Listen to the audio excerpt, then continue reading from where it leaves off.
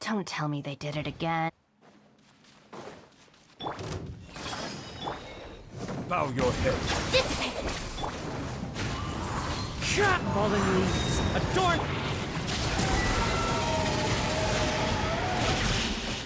Let the mighty be humbled. Settle down. Stand with me! Into the wind! Wind strike! Sharing my knowledge! Clouds high, the birds call! Lightning purified! Bow your head. The tides beckon.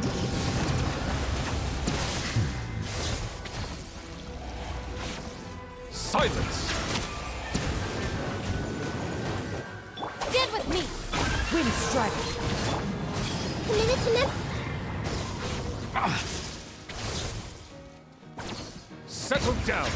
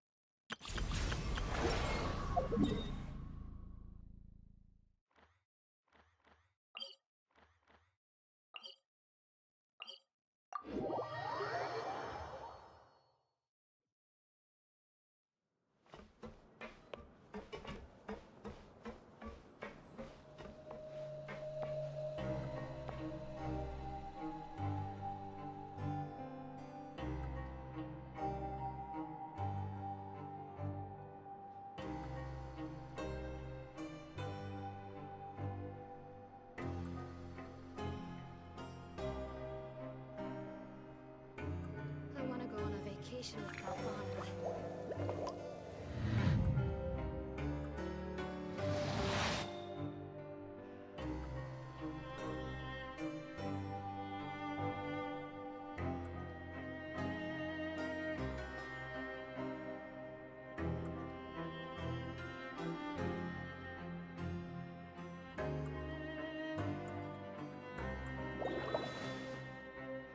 I want to go on a vacation with Galvani.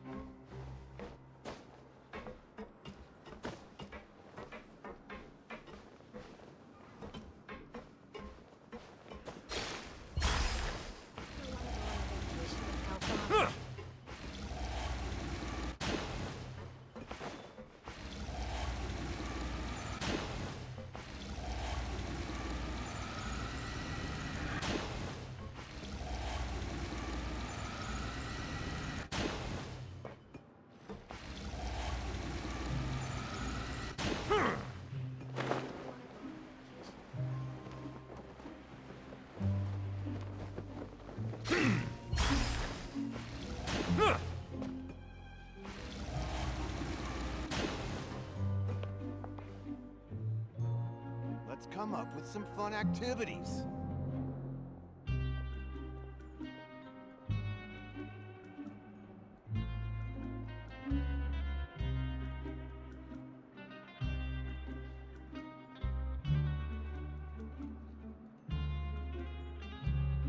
I see the value in my own work, but I also see the meaning in all the endeavors of the people of Fontaine. I believe I will continue to take pride in fulfilling my duties.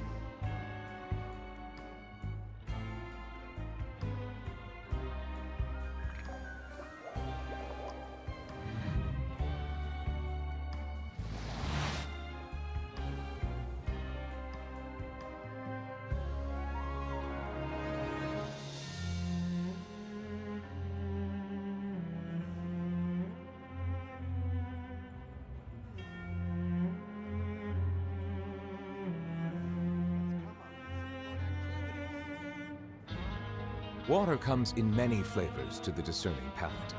Mondstadt's water is crisp and pure, while water from Liyue has an enduring aftertaste. In Inazuma, the water possesses a depth of flavor unlike any other. Sumeru's water, meanwhile, has a rich and complex flavor profile, but it must be savored patiently to fully appreciate it.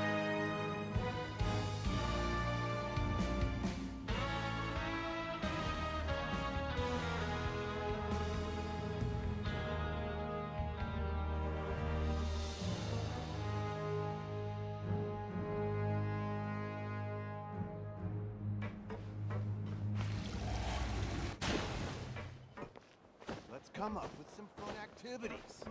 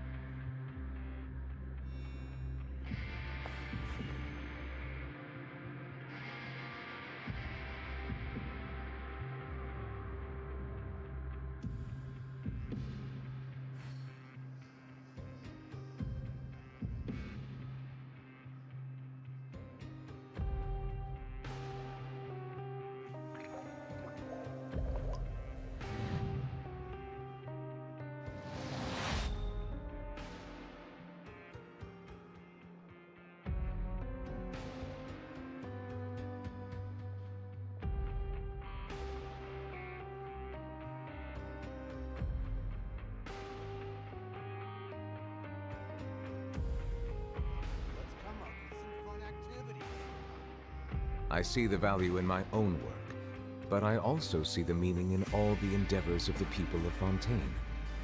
I believe I will continue to take pride in fulfilling my duties. Let's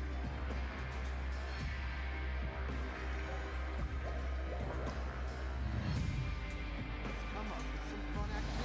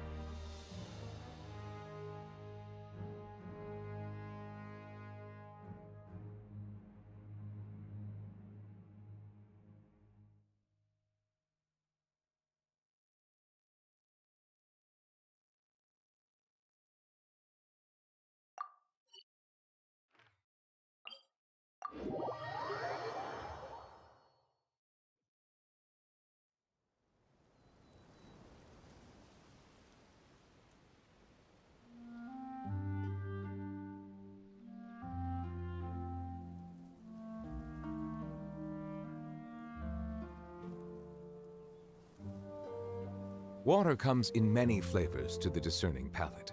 Mondstadt's water is crisp and pure, while water from Liyue has an enduring aftertaste. In Inazuma, the water possesses a depth of flavor unlike any other. Sumeru's water, meanwhile, has a rich and complex flavor profile, but it must be savored patiently to fully appreciate it.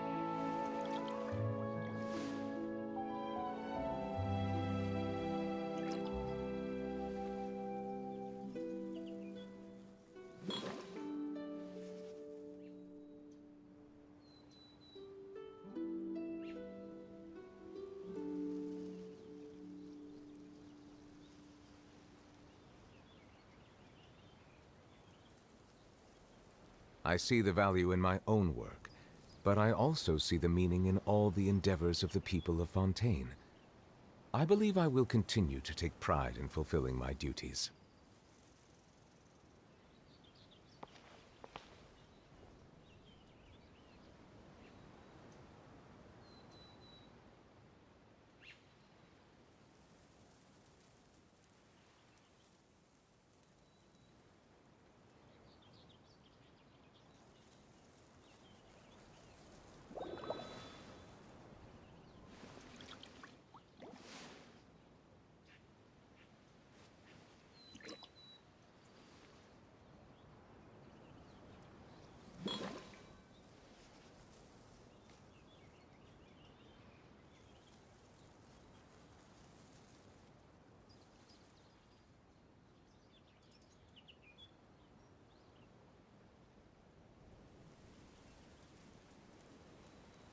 Water comes in many flavors to the discerning palate. Mondstadt's water is crisp and pure, while water from Liyue has an enduring aftertaste. In Inazuma, the water possesses a depth of flavor unlike any other. Sumeru's water, meanwhile, has a rich and complex flavor profile, but it must be savored patiently to fully appreciate it.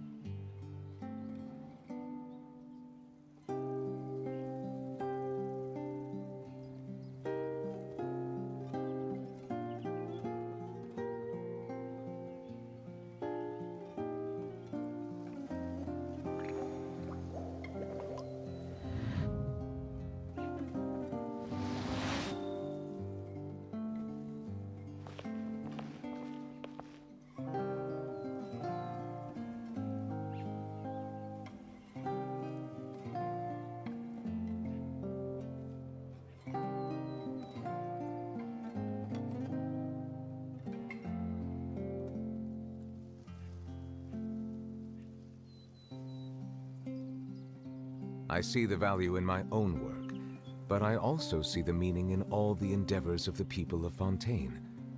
I believe I will continue to take pride in fulfilling my duties.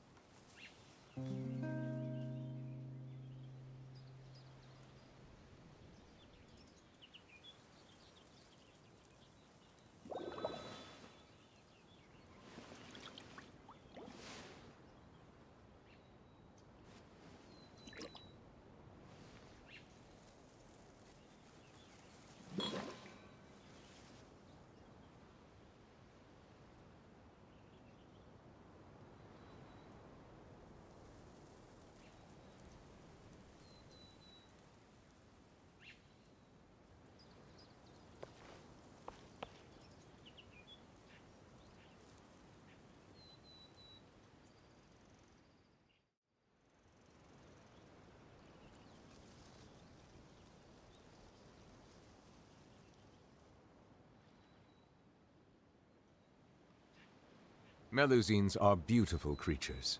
They are the pride of Fontaine. Be sure to befriend them and cause them no harm.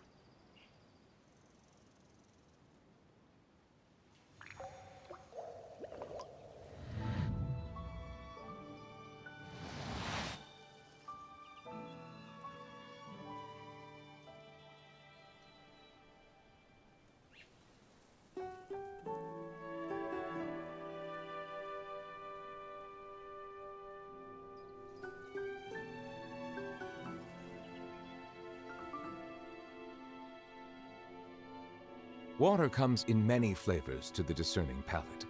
Mondstadt's water is crisp and pure, while water from Liyue has an enduring aftertaste. In Inazuma, the water possesses a depth of flavor unlike any other. Sumeru's water, meanwhile, has a rich and complex flavor profile, but it must be savored patiently to fully appreciate it.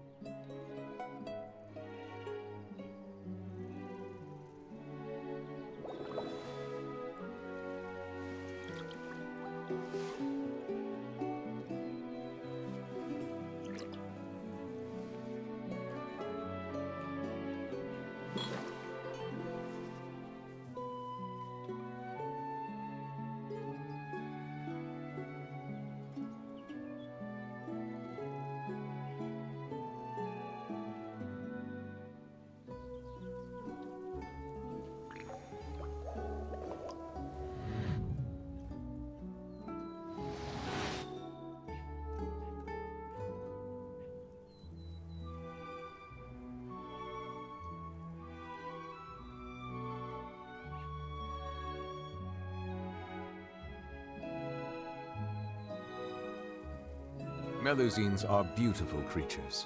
They are the pride of Fontaine.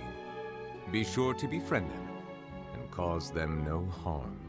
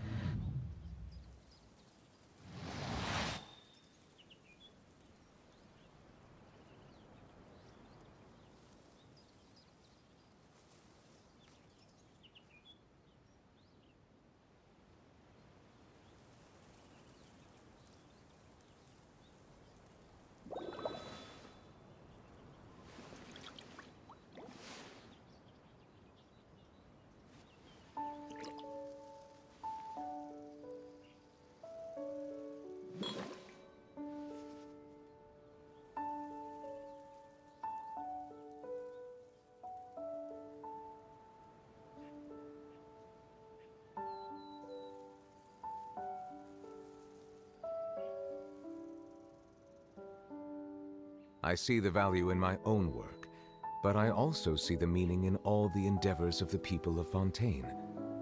I believe I will continue to take pride in fulfilling my duties.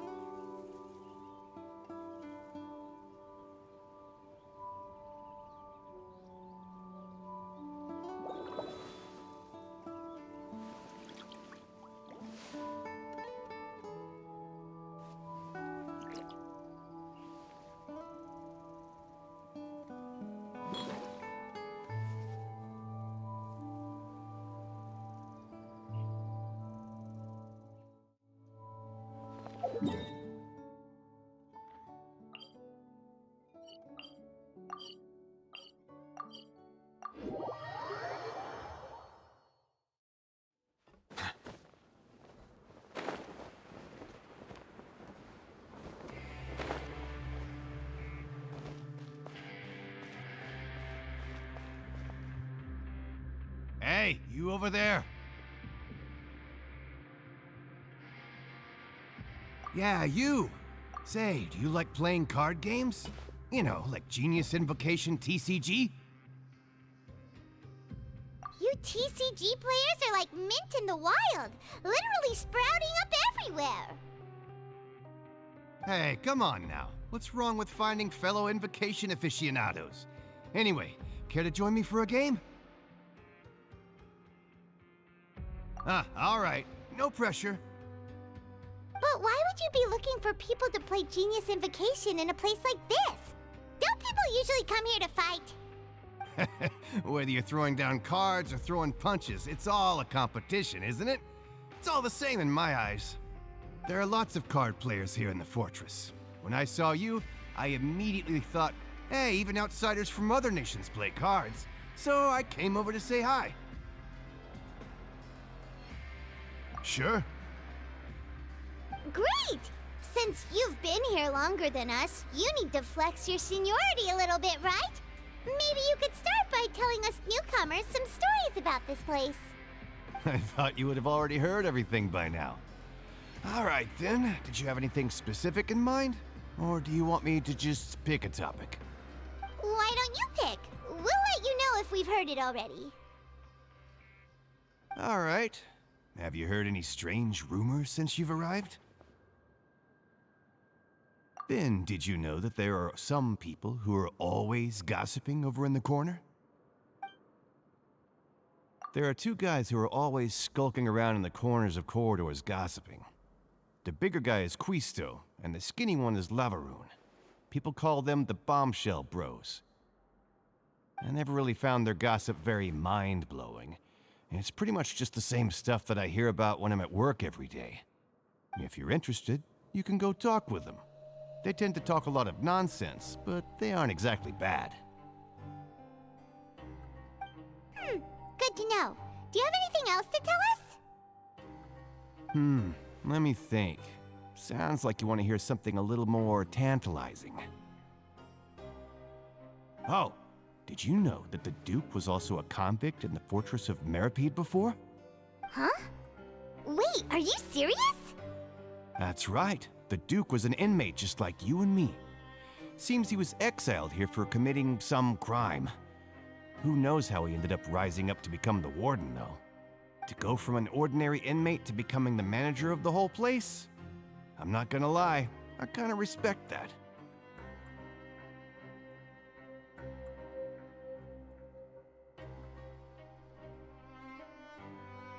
A forbidden zone? Sounds like something that someone just made up. I've never heard of that. Where did you hear about it? It's just a rumor we've been hearing, but no worries if you've never heard of it. Do you have anything else you can tell us?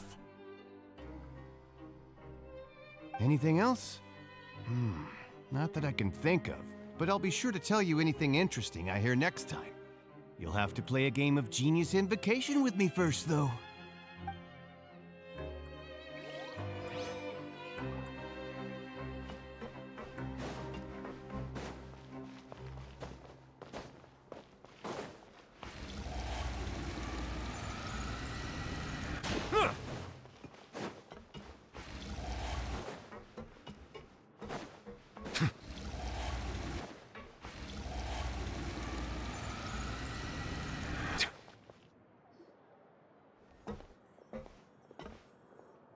There's a group of people over there. Let's go listen in. So I said, that's not a faucet. Hey, who are you two? Why'd you come over all of a sudden? Oh, sorry for eavesdropping. Sounds like you were talking about something private. What's the matter? They're just looking to join in on our fun, that's all. Hey, don't pretend like it's okay for them to just interrupt us like that. Yeah, fine. You're lucky we don't mind extroverts that much.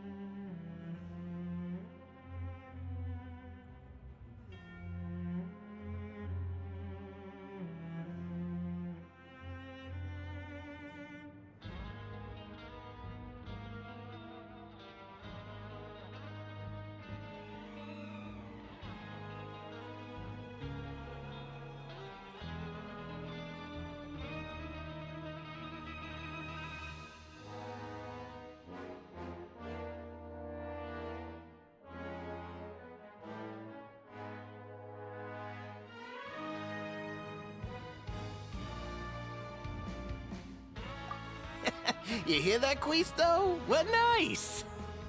Your expressions tell me you're looking to hear some juicy info, am I right? But before that, it just so happens that I know you two. Really? Are we that famous? You're kidding. How often does anyone get a personal tour led by His Grace himself? Practically everyone was talking about it. Word has it that you also caused quite the kerfuffle. A little mistake, huh? I like the way you put it. You see, people with a good attitude can join our group anytime, unlike some of the others here. Your group? I'm Quisto, and this is Lavaroon. People usually call us the Bombshell Bros, but don't worry, we're not playing with bombs or anything. It's just that our information is always so explosive, and we blow minds on the regular. So, you two really like to gossip? Whew, you sure know how to embellish. No, you don't get it. Knowing intelligence will make things better for you here. For example, knowing who's working with whom, who has the latest rumors, who's not getting along. Wouldn't you like to know all that? Whoa, all this info's worth something, you know? You should prove you're worthy of it. I don't mind him. Quisto's always this way. Just play nice and say something to massage his ego. The welfare meals. Talk about the welfare meals. Right! That meal we had yesterday was super delicious. Paimon can still taste it whenever she closes her eyes. Is that so? To tell you the truth, I've been helping out with making those welfare meals. I've been working as a kitchen assistant for about a month and a half now. Oh, so you're the one who made those delicious steaks. Amazing. You could be a professional chef. You are correct. I am a true professional. In fact, I even went to culinary school. But enough about that. Since you like my cooking, I guess that means we share similar tastes. Listen carefully. This little bombshell will help you learn what's really going on here in the fortress.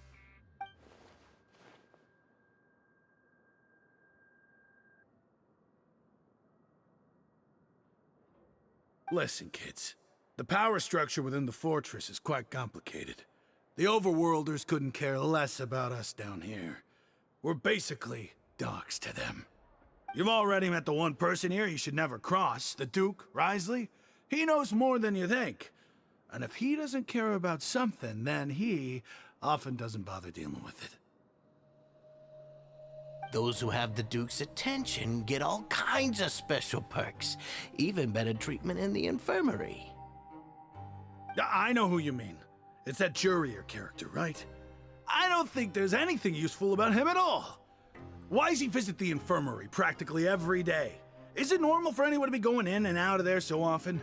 If you ask me, he's just faking it to get out of work. But did you know that Jurier was a talented researcher from the Fontaine Research Institute before he came here? There's no denying that. I don't care if he was a researcher that could turn dirt into Mora. Once you're in the fortress of Meripede, you're just another inmate like everybody else.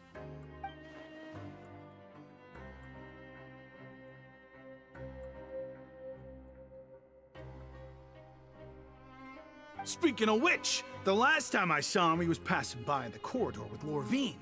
I also heard they started arguing in the library and got into a fight, right? Guess that's just how terrible of a guy he is. You mean he hit a woman? Wow, I never imagined he was that bad. But that Lorvine's also quite the odd one, you know? She's always gabbing away, got into a fight with a man, and she also got sent to the infirmary. Come to think of it, I always see her going to the sick bay every couple of days, too. Huh. Wait a second. You don't think? Do you think could it be that they're secretly meeting there to go on dates? But it's really hard to imagine. After all, I do remember seeing Lorvine beat Jurier to a pulp that one time. And we might be overthinking things.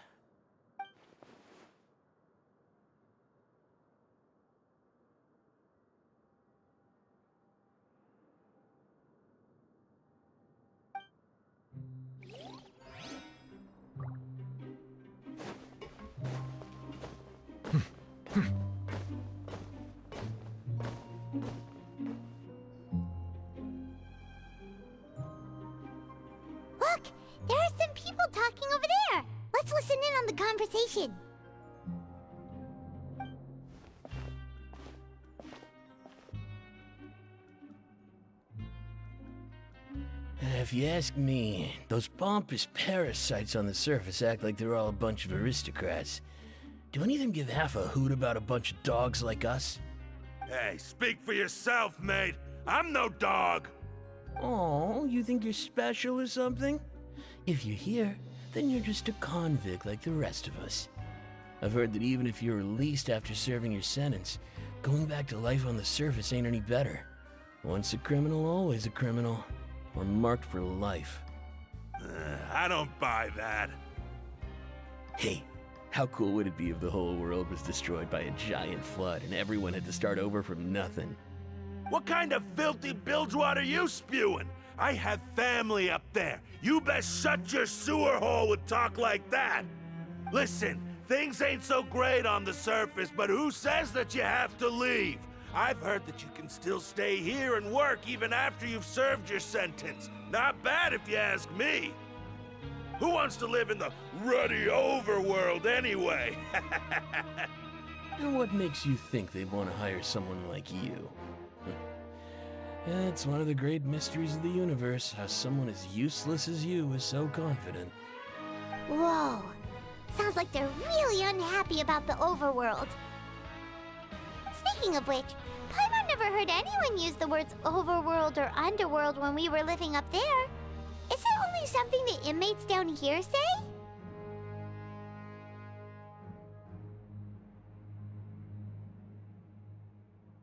That's true. Okay, we've talked to just about everyone, and it's about time for us to go meet Linny. According to the card he left us, we should go meet him in the production zone. Water comes in many flavors to the discerning palate. Mondstadt's water is crisp and pure. In Inazuma, the water possesses a depth of flavor unlike any other.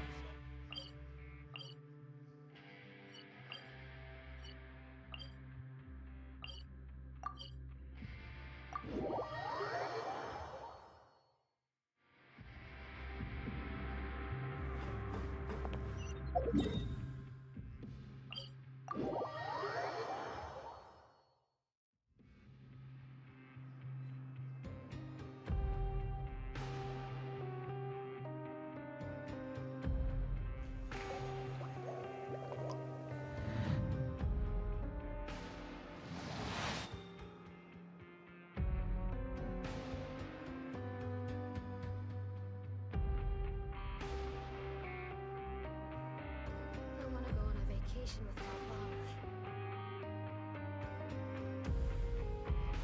I see the value in my own work, but I also see the meaning in all the endeavors of the people of Fontaine.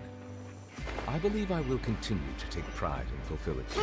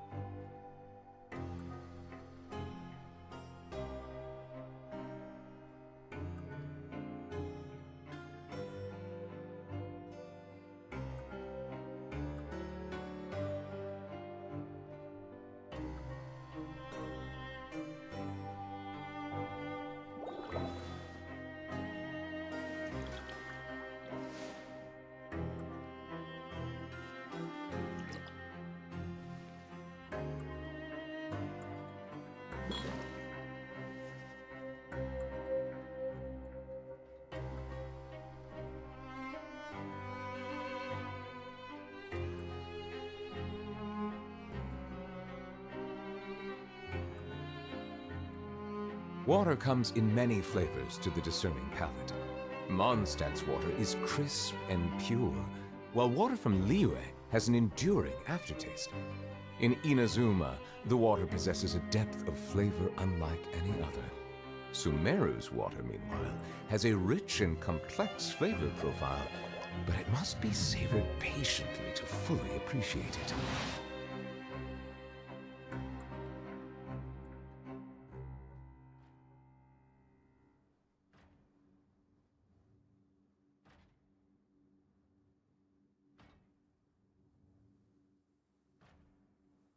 Melusines are beautiful creatures. They are the pride of Fontaine. Be sure to befriend them and cause them no harm.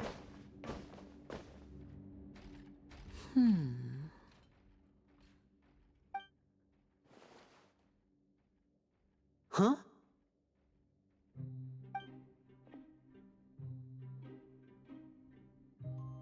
That look in your eyes.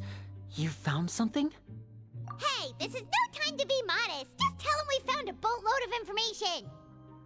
Oh, as expected of the legendary duo, you have my full and undivided attention. Huh. I'd have never guessed that myself. The rumors swirling about this place are unreliable after all, and Master Child probably went missing because he found a way out. He is a harbinger after all. I suppose he's much more resourceful than I initially gave him credit for. Unfortunately, this isn't enough for our final report to Father. We need to find out Master Child's exact whereabouts. Father told me that even though Master Child said he was just coming to Fontaine for a vacation, he actually had some personal reasons. His agenda might be linked to his disappearance.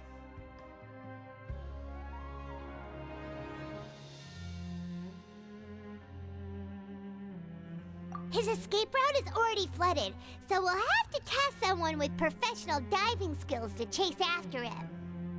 Well, when you put it that way, it's obvious that only Fremine would be up to the task.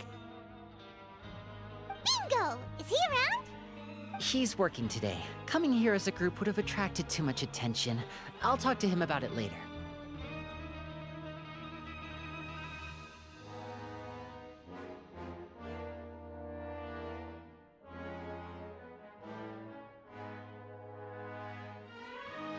It's the least I can do. We're all in this together, so it's only fair for us to fulfill our end of the bargain. Honestly, I'm far more impressed by you guys managing to collect all this information right under Risley's watchful eyes. Collecting information has always been our strong point. Now, let me think. To find out more information, Fremine will have to retrace Master Child's original route. And if he's to do that, he'll have to set out on the next pipe cleaning day at the earliest. That's 6 days from now. And after that, he'll probably take another 2 or 3 days to return. You can even estimate how long it'll take for him to get back? We've been working together for a long time. We know each other's capabilities like the backs of our hands. Traveler, what say you to meeting here 9 days from now? We'll be able to pick up Fremine while we're at it, too.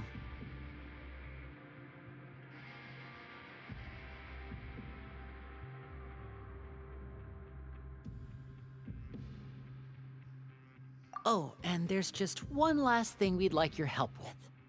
Though we can just sit back and wait for Fremine's report on Master Child's whereabouts, we still need to make more progress on the investigation of the Forbidden Zone.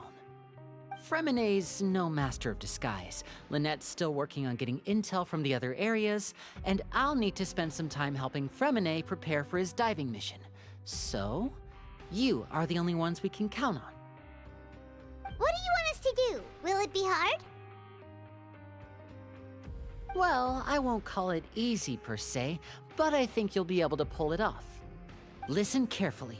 You'll need to find an excuse to get into the infirmary and investigate the room and environs.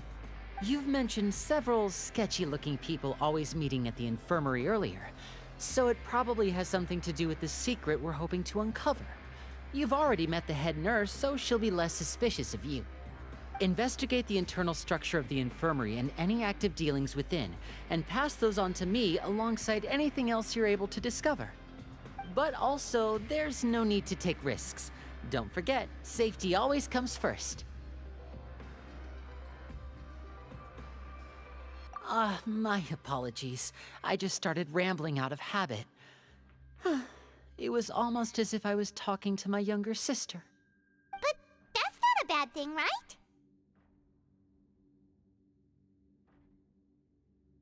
All right, then we'll head out as soon as we finish our prep.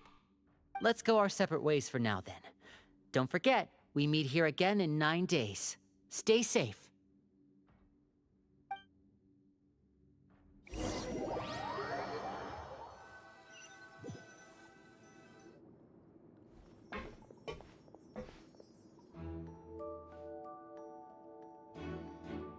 Hey, stay here for now. Paimon will take a peek. There seem to be several people inside.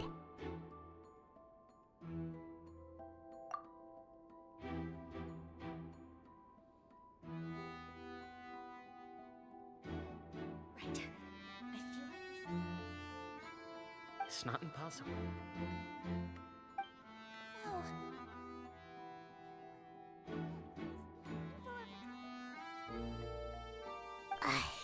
It's a bit hard to understand them from here, so why don't we just try to talk to them in person? Let's go as soon as you're ready.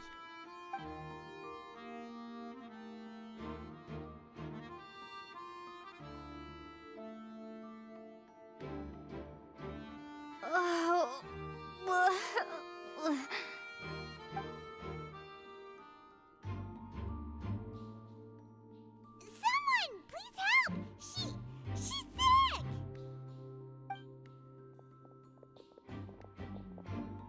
Whoa, are you okay? Oh my!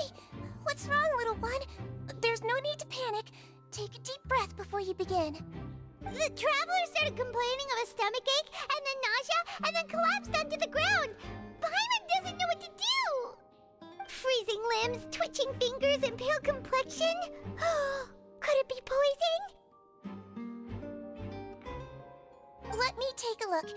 Please, lie down over here. Don't worry, I'll get you to the bed safely. Here, hold on to my shoulder and walk slowly.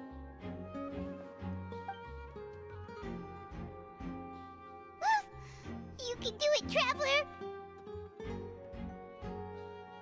Don't apologize. You're sick after all. Now, please relax. I'm just going to do a preliminary checkup on you.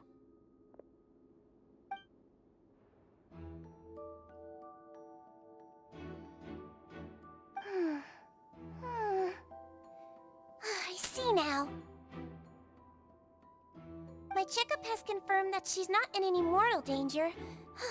That's our worst fear out of the way. Eh? Oh, that's good. But I'll continue my diagnosis of the patient now. Please, relax and take a deep breath.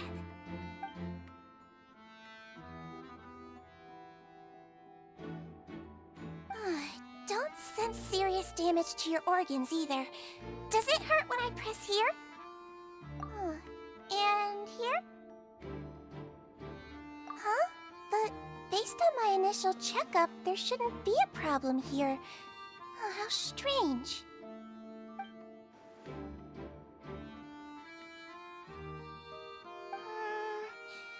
What about here? Does this hurt? Oh, I understand. So that's what it is. I think you just ate something that disagreed with you. That's all. Nothing too serious. Outside of a pretty bad stomachache when it decides to act up. So that's what it is. Thank goodness it's not anything more serious. And there have been other inmates complaining about the food recently. I'll inform our head chef, Mr. Woolsey, of this problem as soon as possible. Congratulations! The health risk is incredibly low, so you should recover within a couple days. Why don't you take a rest here while I go get some medicine for you? Miss Levine, I'll have to trouble you to help me look after this new patient while I'm gone. Very well. And she hopped away, just like that.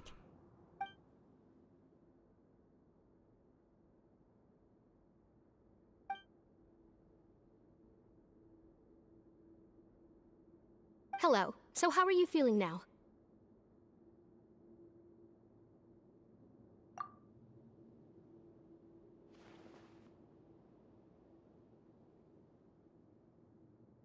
Her stomach aches really bad. She was stumbling about the whole way here, so Paimon's really worried.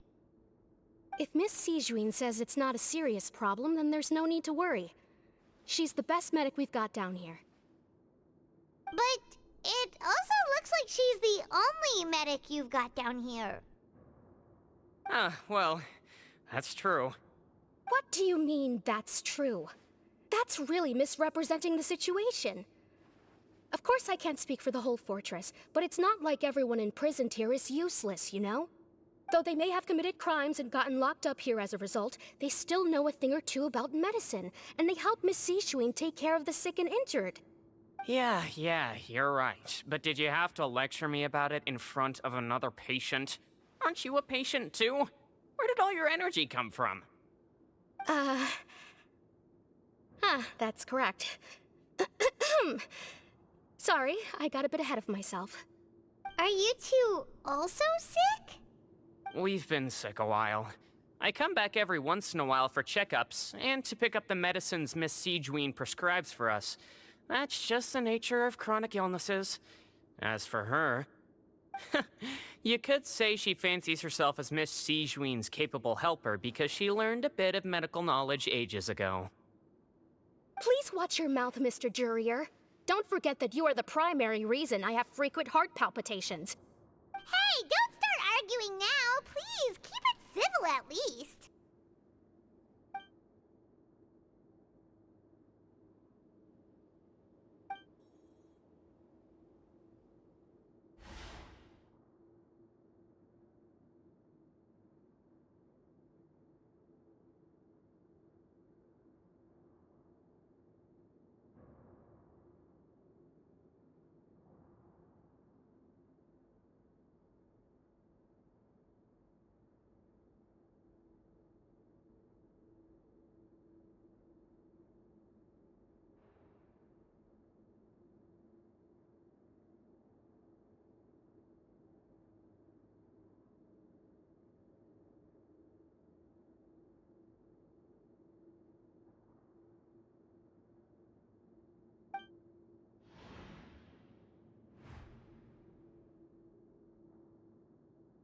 Hey! There's no need to fight! Everyone will be released someday, so there's no need to argue over silly things like this! But... Release. It's way too early for us to even think about that. And who the heck knows if we'd even be able to continue our previous lives?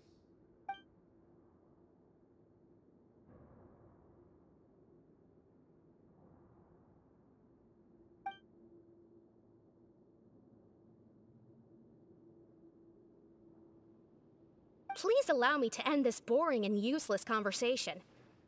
Oh, and Mr. Jurier, I don't want to see your face here again anytime soon. And same to you, Miss Lorvine. Anyway, that was more than enough rest for me, so I'm going to get out of this excessively noisy place. See you later, everyone. He just slowly walked off like that? That's just what he's like. I'm sorry you had to see all of that. I'm Lorvine, and that's... Well, his name is Jurier, but I hope you'll never have cause to remember his name. You really can't stand him, huh? I mean, can you blame me? Who would like someone who's as arrogant and obsessed with weird research topics as he is? But there's no need to keep dwelling on him. I'll accompany you two for a while. Miss Sijuin should be back soon, and I'm sure you'll feel better as soon as you've had some of her medicine. No, it's nothing. I'm back! Did you rest like you promised? Thank you for getting our medicine, Miss Sijouin. Did you all cooperate with your bed rest? I trust that nobody got up to walk around. Good. Here, this should be 2 days' worth of medicine for you. Take 1 pill now, and then continue your bed rest.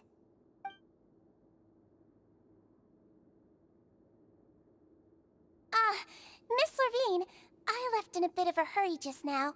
Do you still remember if we discussed the color of the pill that you should be taking today? I remember. You said it should be yellow.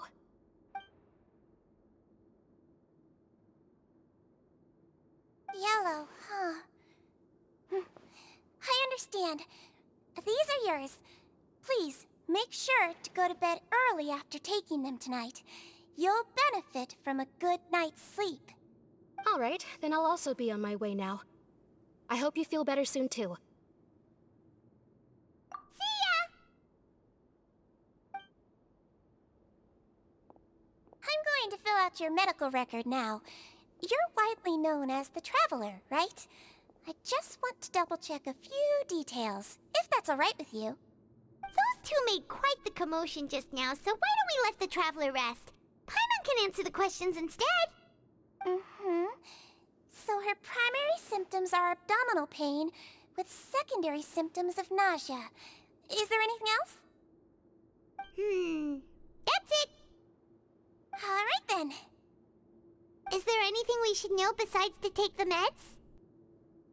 No, her base constitution is quite good, so I'm sure she'll recover quite quickly after taking the medicine.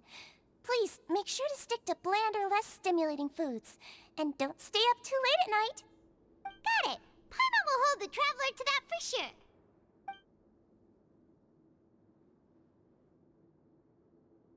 Oh, you're going to take a nap already? Okay then, you get some rest.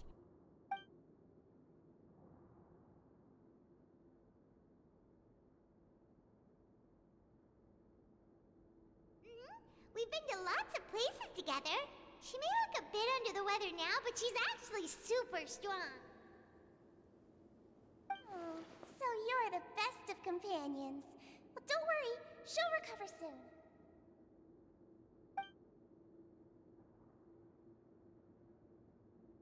You're awake. How do you feel? You slept for a really long time, but we never left. Well, now you can go back without a worry in the world. Remember to take your meds regularly, and remember bland foods. Thank you, Miss Sijouin.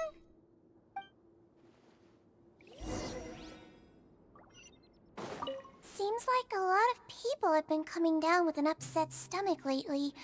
I'll need to address that.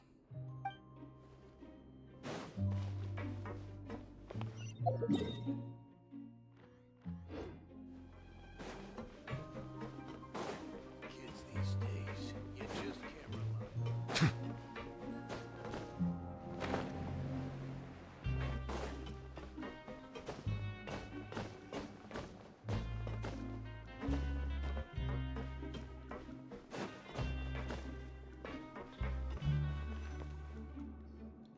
You really are something. To be able to fall asleep like that and even sleep talk the entire time, you scared Paimon half to death!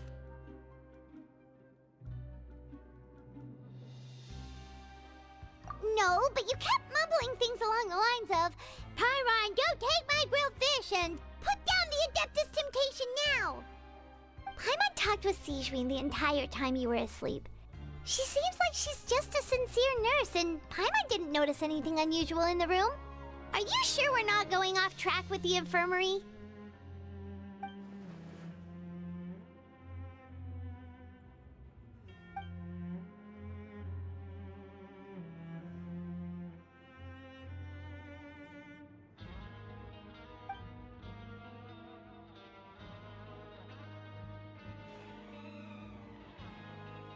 Whoa! You really are super thorough. All those tiny little suspicious things that Paimon didn't even pick up on. We've got to give the info to Linny.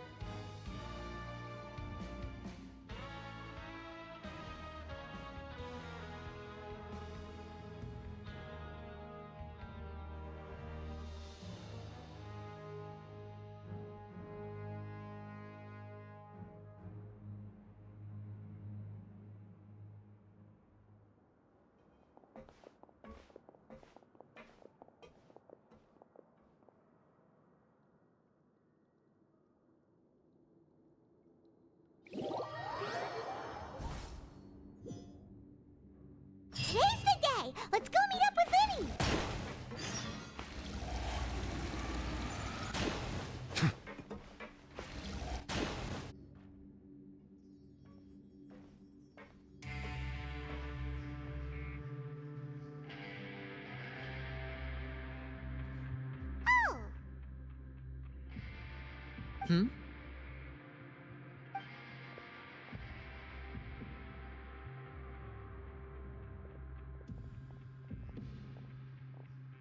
Did you two run into any trouble over the past few days?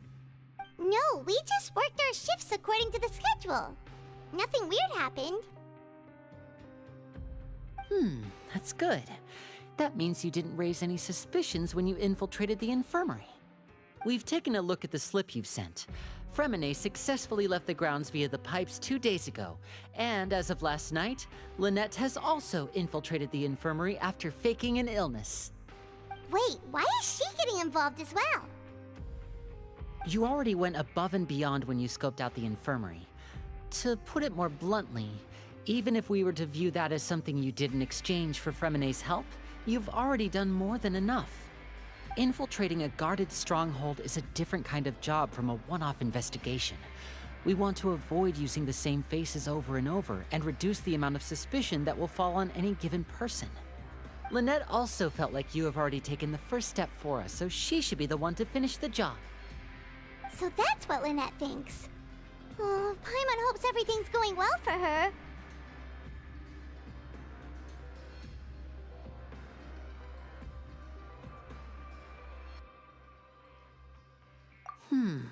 Perhaps that's true. You are both very good people, and we've come to appreciate that more than anyone else. Unfortunately, there's still one thing that could get between us, lest you've forgotten. The matter of our respective loyalties. You've mentioned before that you've had some run-ins with the Fatui. I can understand that feeling, so I assume you're just helping us out of the kindness of your hearts? Well, everyone could use some more friends. We'll be counting on you to help us in the future, too. Since I see you as friends, then it's even more important for us to protect you from any peril. Fremine and Lynette feel the same way. Glad to hear it. Then, let's go check on Lynette before Fremine returns. If everything went well, then she should be wrapping up her investigation right about now. Is now really a good time to go over? According to my observations, Sigewinne always spends around half an hour away from the infirmary right before lunch. Lynette knows this as well, so this should be a good time to meet up with her. Also, I'm her brother, remember? It's only natural for an older brother to care about his younger sister's well-being. Okay, then let's head over right away.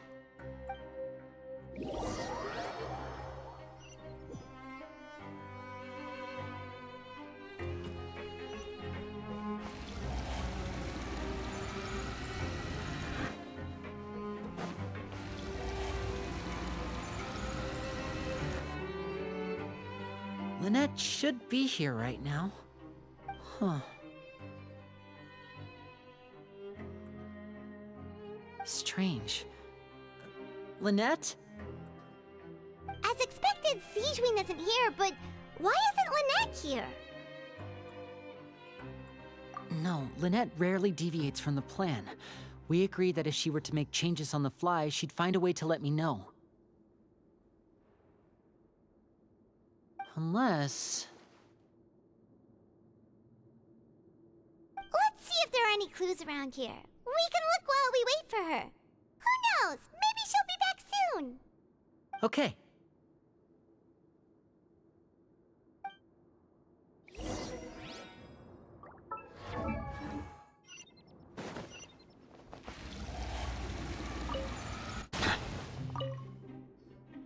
There are some books here and a few files. They all look like medical records. Advanced nursing, how to raise the spirit of your patients, a quick guide to the psychology of emotions, and the meaning of laughter. These sure are some interesting books. Who knew Sigewinne would be interested in these kinds of things? She even has books on understanding people's motivations and feelings. Is it because she's a Melusine? Or does she have a need to understand her patient's emotional state? Seems quite normal to me. These are skills that would come in handy for a nurse from time to time.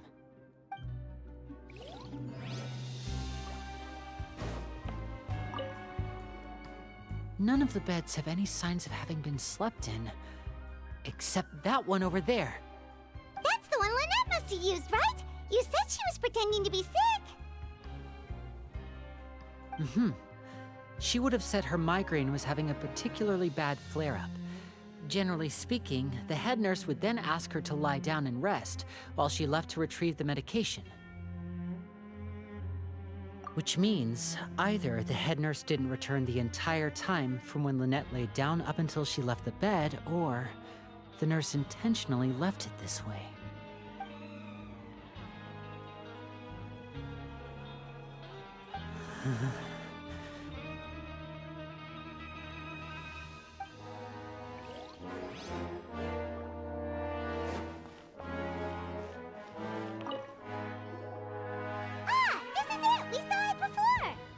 Wait, this thing? It doesn't look like it's been disguised that well.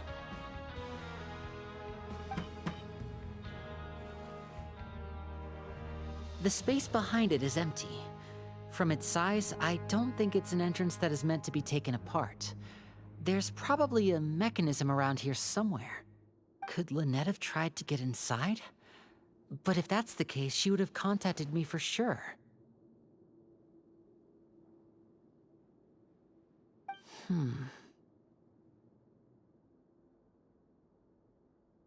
Let's look around here for some more clues. Don't panic, just take another look.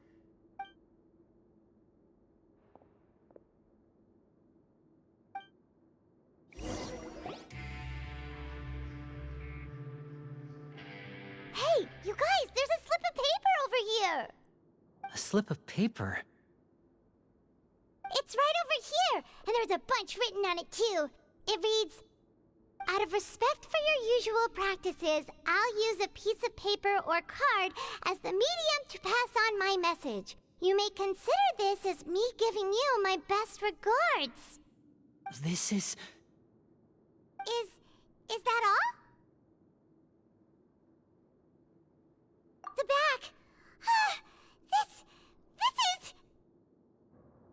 Show me! Now! That look on your face. Paimon's reading it now. Would you care to guess where Miss Lynette of the Fatui could be right now? No. Could she have... Is she already... Wriothesley. Did he deliberately leave the infirmary unguarded to use it as bait? Wait, you mean he was aware of our goals from the very beginning? But why? We didn't run into any trouble last time, and he also never reached out to us since. Yes, that is a crucial question. Wriothesley, he doesn't do anything without a clear goal or reason.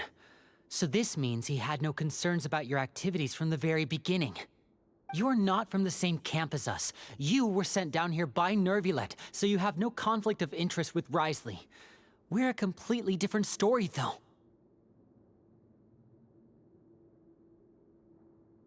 I'd like to know that, too. Why did he only go after her? Don't panic, just think everything over. I have to stay calm. This is not like what happened last time. The situation's different now.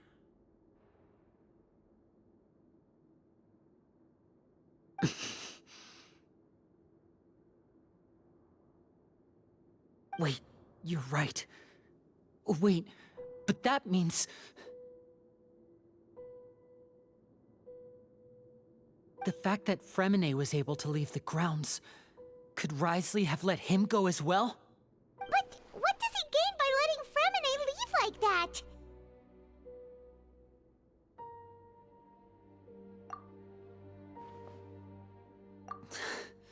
So he's challenging me and trying to provoke me, I'm sure of it. We never should have sent out Fremine. We had to go through all that trouble to find an opening to sneak him around the guards and into the pipe, and we even thought luck was on our side. If Wriothesley let him leave on purpose, then he's probably in a terrible spot now as well. Lenny's getting more and more panicked. We have to calm him down.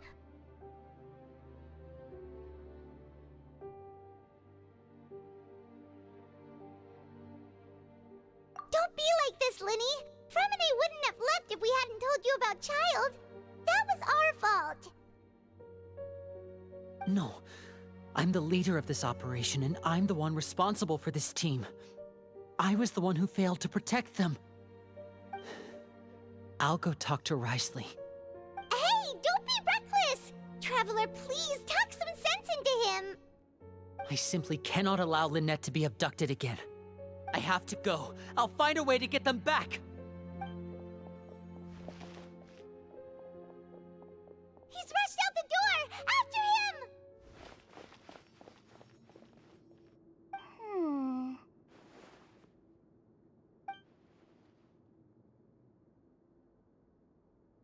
Right. I feel like we still have some room to make changes on these details. It's not impossible, but it'll require extensive testing.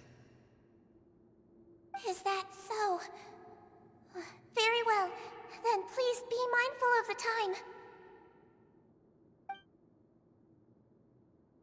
Huh? Is someone? Pack everything up. Whoever's outside is eavesdropping. They'll probably come in once we stop talking. Someone! Please help! She's sick!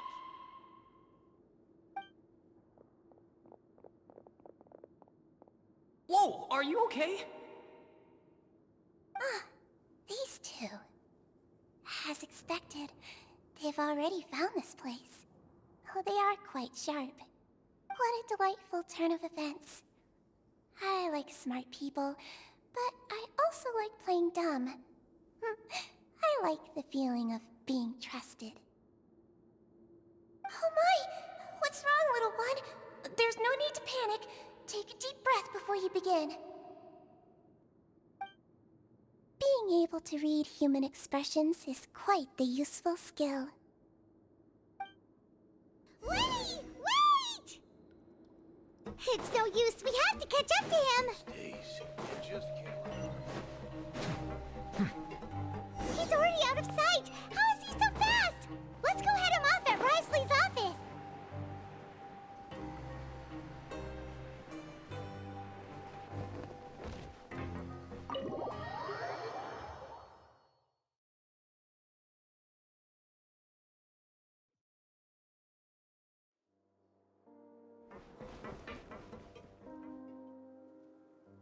Come out and face me, Risley! Aren't we at an administrative office space? Why don't you at least try to follow even a couple rules from the fortress's indoor management regulations?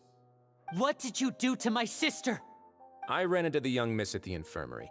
I'd heard that she was suffering from quite the migraine, so I decided to invite her over for a cup of tea. I do have some teas in my collection that can work wonders against such an illness.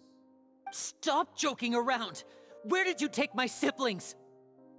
I have also heard that your performances are quite the spectacle. Miss Lynette would sometimes enter a box filled with water, only to emerge the next second from another place altogether. Maybe she'll appear behind you right now if you were to turn your head. Is he trying to trick me into turning my head? No, he's probably not looking to attack me right now. All of the hostages are in his hands, and he's even in the mood for small talk. That means Lynette is probably still alive. You knew we were investigating the infirmary from the start, so you deliberately aroused the Traveler's suspicions and baited us into continuing our investigation, just so that you'd be able to kidnap Lynette. As for Fremine, no, you probably didn't even interfere with Child's escape. You let him go, so you could purge the Fatui members that we had planted into your ranks. There was no need to do so. The Fortress of Meripede is a pretty pleasant place. Most people enjoy their lives here. The only ones who act differently are those with personal agendas. It was quite easy to identify your colleagues. You removed our original members and spread the news of Child's escape so Father would assign our team to come down and investigate. Fremine has also fallen into your hands, right? If you're oh so omnipotent and so in control, why would you need hostages? One correction. Lynette is in my hands right now, but Fremine is not. He's not. What do you really want? Oh, wonderful. Everyone is here, so I'll only need to say this once. Thank you so much for cooperating with me. Eager and to the point, I see. Alas, only Miss Lynette is currently having a cup of the fortress's finest tea. Although, as per your original plan, Mr. Fremine should also have returned to the fortress by now. But he has neither shown up within my gates, nor has he been taken into any kind of custody. So where do you think he may be right now? Wait, you can't mean... You locked him outside in the sea? I closed the fortress's gate to the outside world. That's all. Fremine's a star diver, so he should be fine, right? No, we're still here, so he definitely tried to find a way to come back for us. So we can't assume he might have made a break for the surface. But why would I do this, you may be asking? To have an audience with you, of course. My intel tells me that Mr. Linney is a great magician, so it's only natural for me to want to have some cards of my own when it comes to negotiating. Besides, I do recall you mentioning to Miss Lynette that you've always wanted to have a face-to-face meeting with the Lord of the Fortress of Meripede, regardless of whether it was in a personal or a professional capacity. Well, you got your wish. So, you've been keeping tabs on us before we even set foot in the fortress. Some of my folks just happened to hear a thing or two, that's all. In any case, I will be straight with you. I was willing to play dumb and turn a blind eye, so we had a pleasant few days playing games together here. But once you started focusing on the Forbidden Zone, all of that changed. Mr. Linney, the cards are stacked against you right now. Miss Lynette is in my hands, and Mr. Fremine is still slowly being pickled out there in the brine. You know just as well as I that he cannot last out there forever. You need do but one thing to guarantee their safety. I would like you to contact your superior, and ideally invite her over for a cup of tea with me. You want to see Father? But why should she bother giving you an audience? Well, if she cares for the well-being of her dearest children, she should have plenty of motivation to join me for a parents' evening. I've heard that the bonds between the members of the House of the Hearth are like the bonds of family. I don't see why she would refuse. Why did you think Father sent us to handle the Fortress of Meripede? This place is basically a no-man's land. It wouldn't be fitting for anyone as important as a harbinger like Father to come here in person. Oh, I see. So it's because she doesn't care for my place here. That's such a shame. After all, I've amassed quite the tea collection. I was looking forward to sharing it with her. Both Monsieur Neuvillette and Lady Farina have already received many samples as gifts.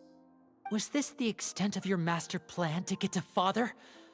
No matter how much pressure you may put on me, I won't allow you to use us to blackmail her.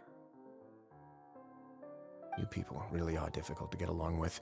All I'm asking for is a face-to-face conversation. Does she truly have no interest in the fortress's secret? Mr. Linney, you have one last chance to invite your father here. If you refuse... Linney! Instead of asking why I'm doing this, why don't you try to see things from my perspective for a second?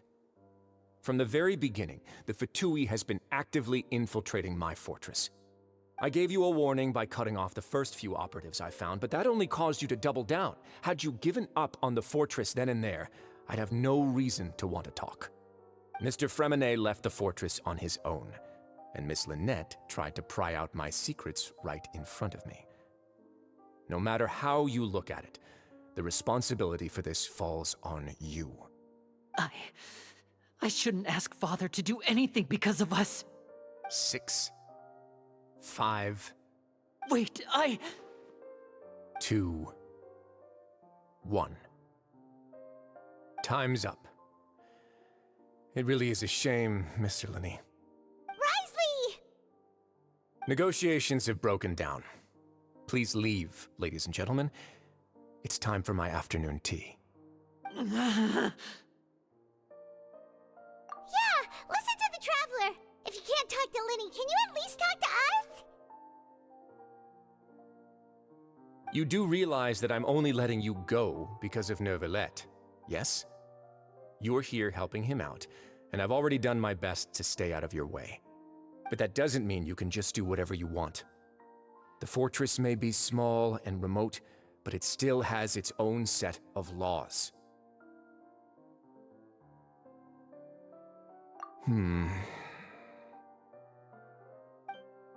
Then how about this? Those who are capable deserve respect. You've spent quite some time investigating my home turf by now, so why don't you tell me a thing or two about what you found, I'll ask you 3 questions. Answer all of them correctly, and I'll agree to your request. Question 1. Regarding the hidden rules of the production zone, what is the truth behind the one about not being allowed to work for 3 days in a row?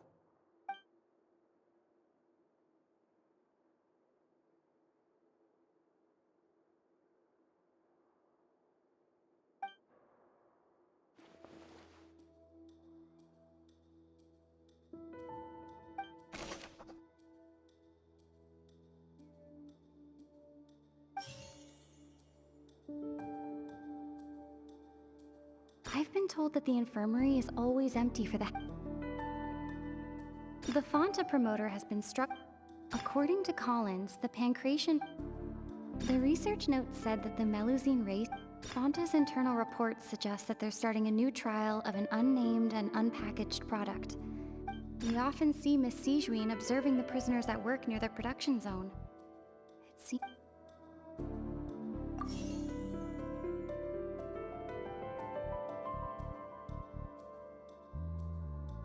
I've been told that the infirmary is always empty for the half hour just before lunch. But what could Sijuin be doing during that time?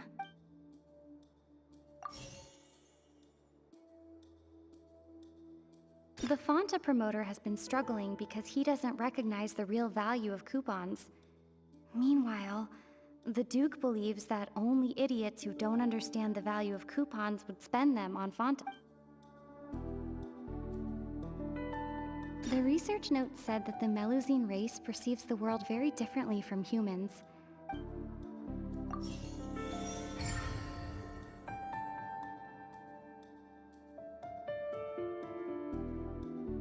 Ah, so that's what's going on.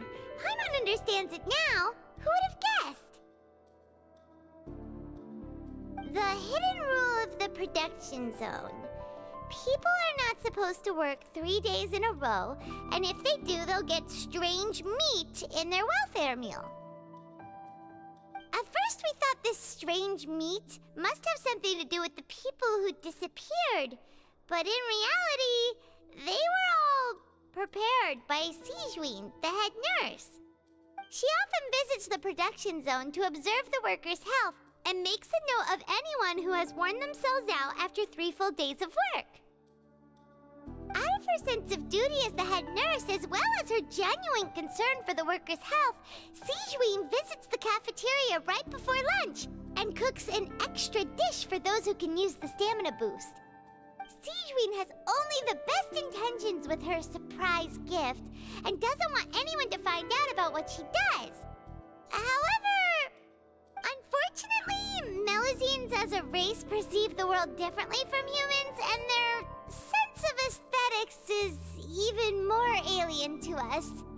The recipients of her lovingly prepared special meals cannot taste the care within and usually just freak out. Are we on the right track? Not bad.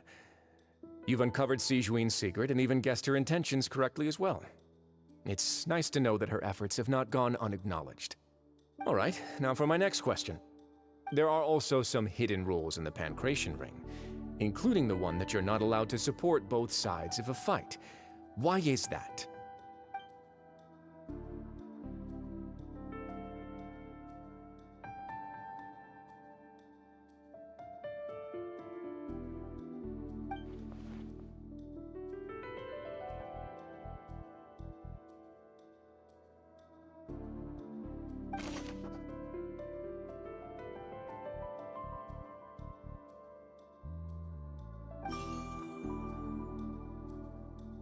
Fonta's internal reports suggest that they're starting a new trial of an unnamed and unpackaged product.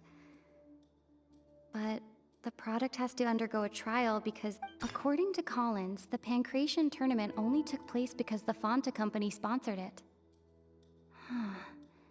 The Fanta promoter has been struggling because he doesn't recognize the real value of coupons. Meanwhile, according to Collins, Fanta's internal reports suggest that they're starting a new trial of an unnamed... The Fanta promoter has been struggling because he doesn't... Fanta's internal report... The Fanta promoter has been struggling because he doesn't recognize the real value of...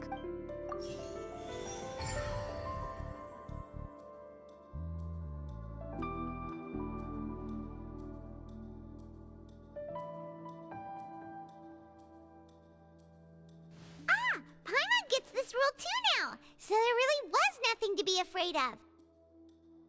That hidden rule of the Pancration Ring is about how, people are not supposed to bet on both boxers at the same time. And if they do, they'll receive a package containing a strange, blood-colored liquid. People get scared when they see it because they've subconsciously begun to associate it with the missing boxer. But really, it's just a bottle of the latest yet-to-be-named and packaged new Fanta trial product. A blood-red drink. It's no wonder even Fanta's own staff were questioning the company's decision-making. The company, facing backlash from its own staff, decided to try to trial the product on a smaller scale, to see how it might be received by customers. They came to the fortress of Meropide and offered to sponsor the Pancration tournament so they could push their new product. But the Duke completely refused to even entertain the idea. The Duke, knowing how valuable coupons are in the fortress, knew that only total idiots who didn't understand their true value would bother buying a Fanta product here. And so, only those who proved their stupidity by being dumb enough to bet on two opposing sides of the same match were selected to receive the drinks. I acknowledge the effort you've put into bringing the truth of this mystery to light. Although, based on your description, that Fanta promoter is a bit too careless with his words. I may just reconsider my collaboration with the company.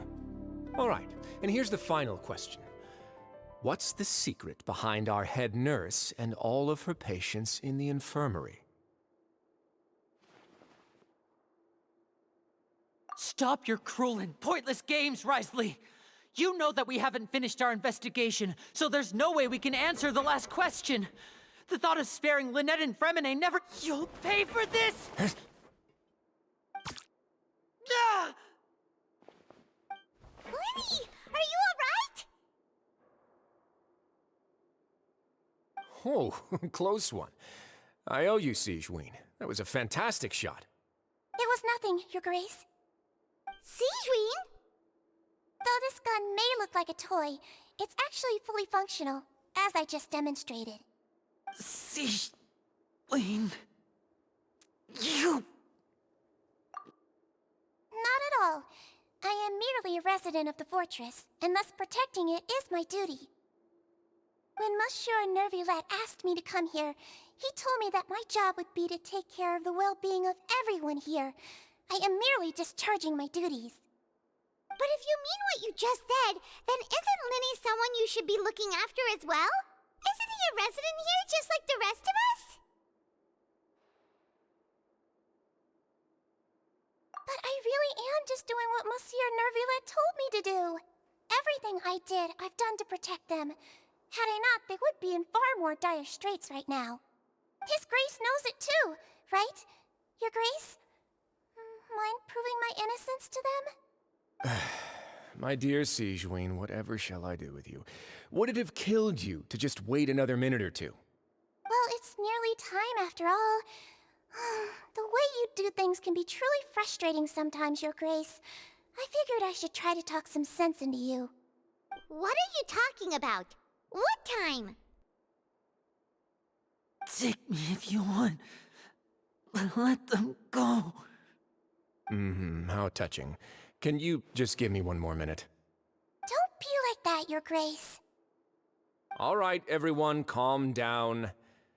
2 more visitors will be arriving any time now.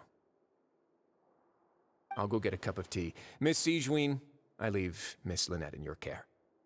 You... What are you doing? I believe I hear footsteps.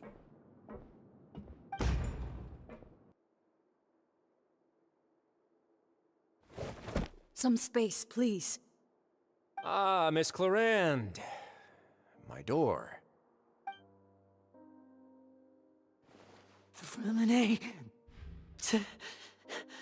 Fremine... What's going on? What is Clarande doing here? Work. I'm sorry about shooting you, Mr. Linney. The tranquilizing effect will begin to wear off soon. Please take it easy in the meantime, though. What happened to Fremine? Wasn't he diving just outside of the fortress? Why is he looking like this?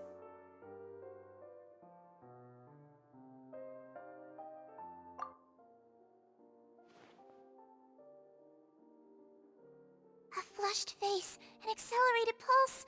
He must have consumed primordial seawater.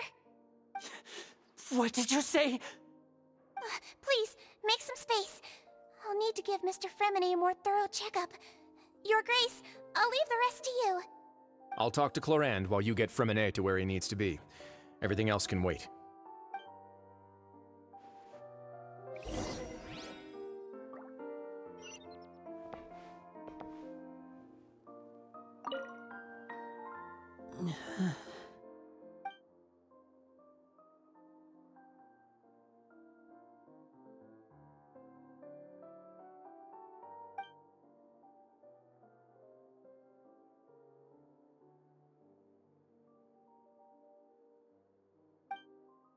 How is he? These symptoms are probably caused by an acute ingestion of a large amount of primordial seawater. Still, his condition is not critical. Of course, it would be best if he stayed for further observation. Let's leave him here for now, and move him to the infirmary once he's recovered a bit more. Sorry. I am aware that the infirmary may not be your favorite place in the world at the moment. We do only have a single clinic in the fortress, however. Why would he ingest a large amount of primordial seawater after leaving the fortress? How could that possibly happen? Please, look after Mr. Fremine for the moment. I'll go fetch some medicine and a respirator. Oh, I'll bring Miss Lynette back with me. Where is she? How is she right now? Oh, she just took a nap in an empty room after I tranquilized her. If my calculations are correct, she should also be waking up right around now. You might not believe me, but His Grace and I actually made some snacks and tea for her.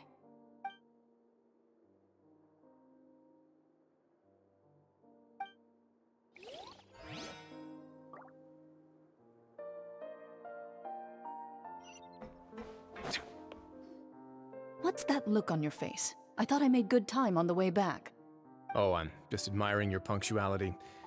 Had you arrived just a few minutes later, Sigewinne may have been forced to shoot Mr. Linney again. How's the situation out there? The water has changed.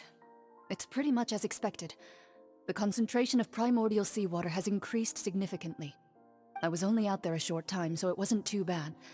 But if one were to stay for any significant amount of time... well, you can see how that boy's doing. Where was he when you found him?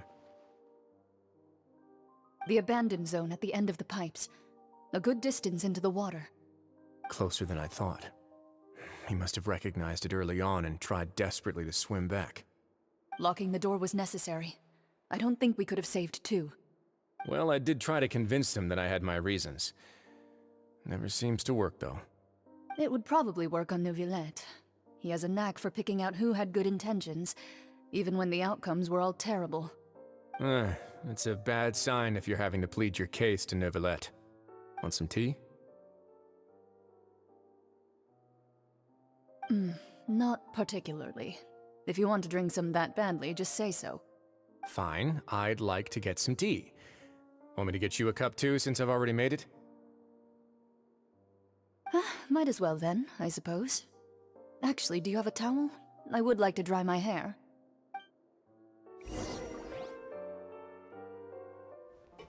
Linny, are you okay?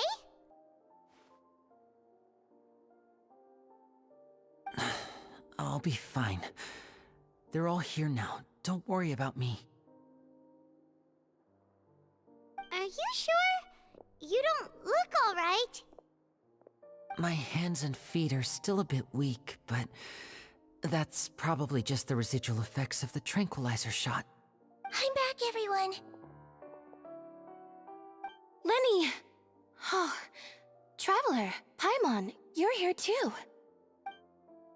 Freminet? Is he... He'll be fine. But for now, please help me lift him up.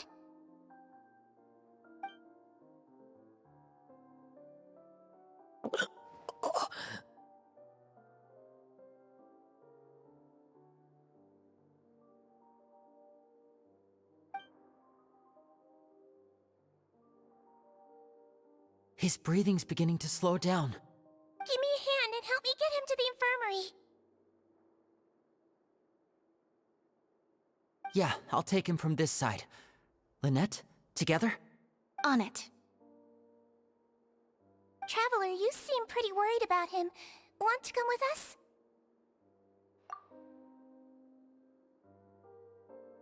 The Duke and Clarande are gone. They probably went to get some tea. The Duke will explain the truth in just a bit. Miss Clarande will need a break, since she only just returned from rescuing Freminet out of the sea.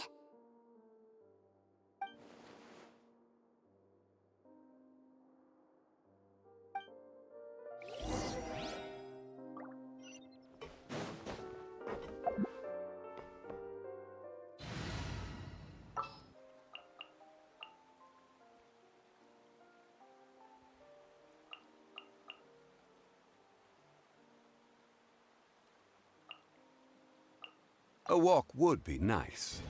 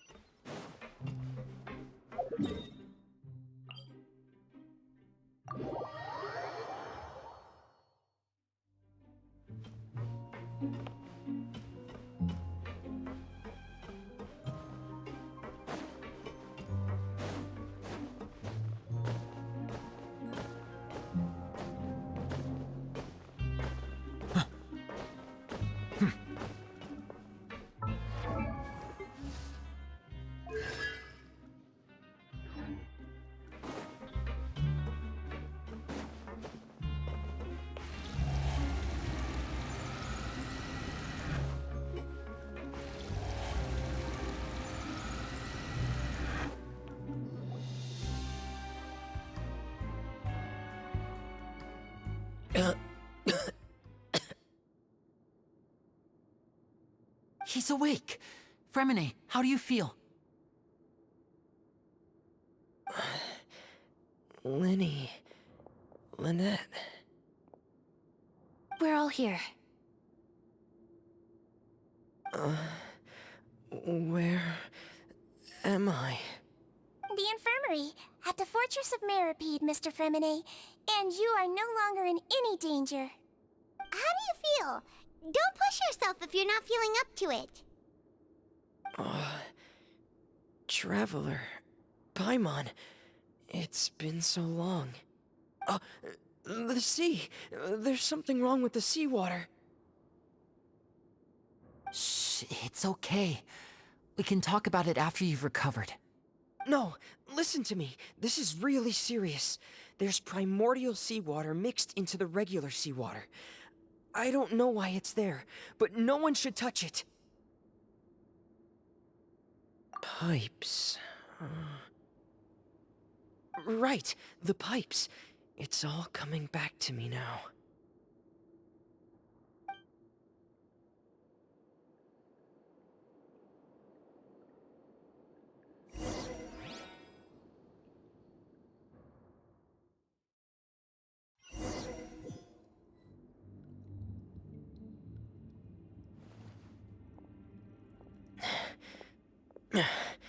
I'm in. Seems like this pipe hasn't been used in a long time. It looks abandoned.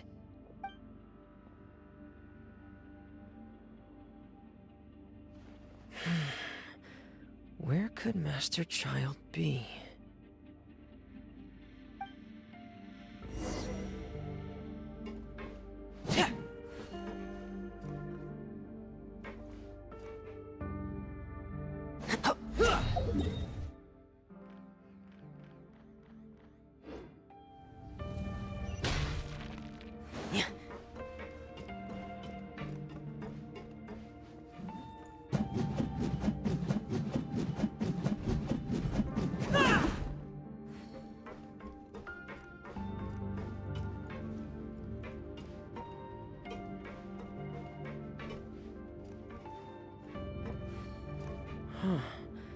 This mechanism looks like it's been tampered with. Could he have done it?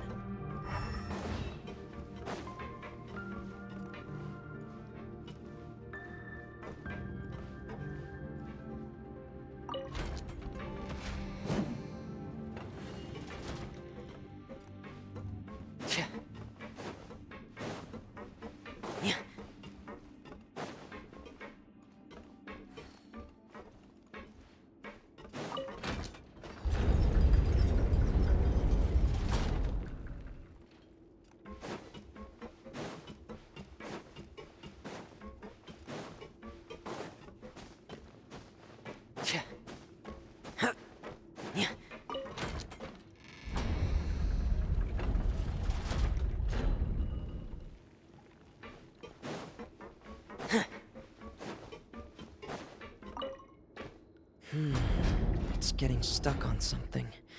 Seems like I'll have to avoid those obstacles while I turn it.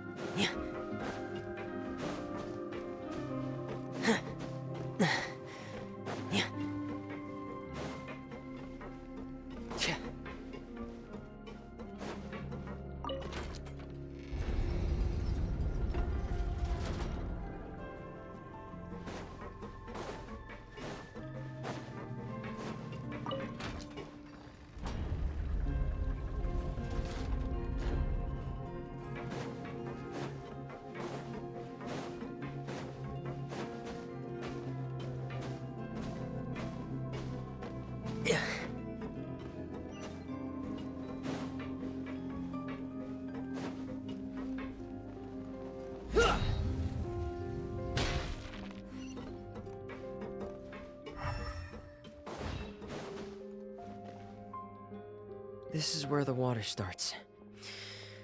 Okay. Master Child probably dived into the water. I'll go take a look as well.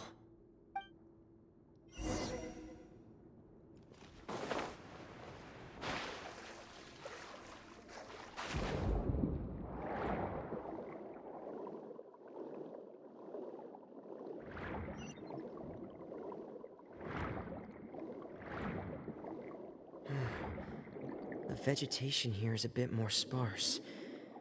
These traces aren't natural. A person must have left them, and recently. There are traces here too. I need to keep going. Huh? The traces are gone. But I don't see where he could have gone from here. Wait. What the...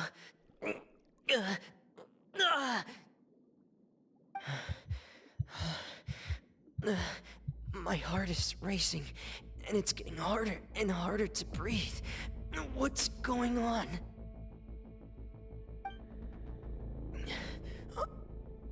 No good. I have to get back. They still don't know anything about what's going on. If I turn back right now, I should still be able to make it.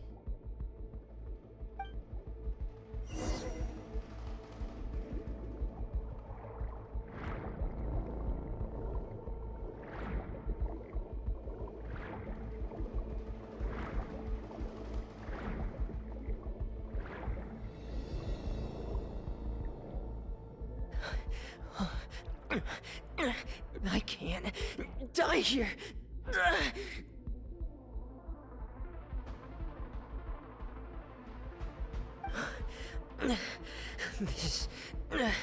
This is bad. I'm feeling worse and worse, and I'm still underwater.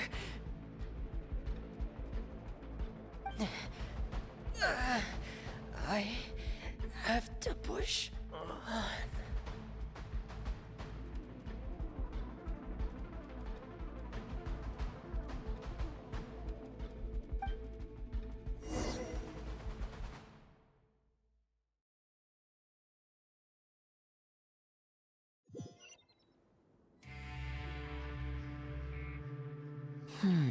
So, in other words, the trail you were following vanished, and you had no idea where Master Child could have gone, but there was also no obvious place for him to have disappeared to. That's right. I tried my best to swim back, but I had already put some distance between myself and the fortress, and I just couldn't find the strength to keep going. I probably passed out some time after that, and you know the rest. Miss Clarande brought you back, but we also don't know why she just suddenly appeared at the fortress, or why she went out to save you. Miss Clarande, you say? I must go thank her in person. You're still too weak, Freminet. You can go after you've had some more rest. Miss Lynette is right. I believe Miss Clarande will stay here as a guest for another few days, so there's no need to hurry. A guest? Then I can assume Risley was the one who invited her to come down here? You should ask His Grace about that. He'll be able to explain better than me.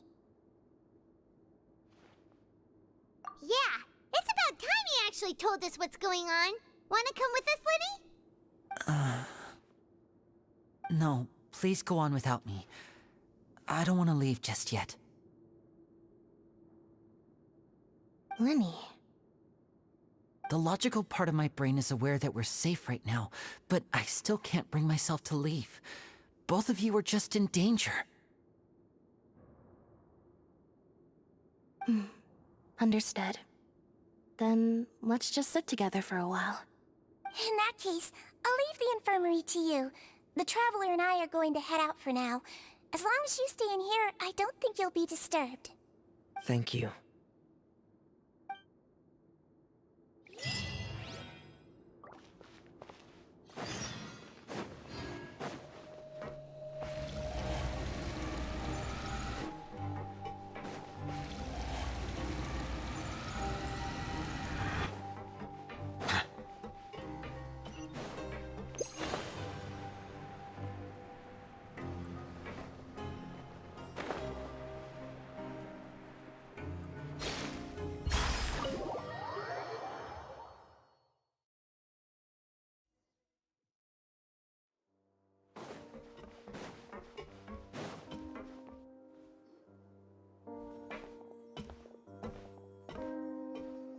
Excuse me?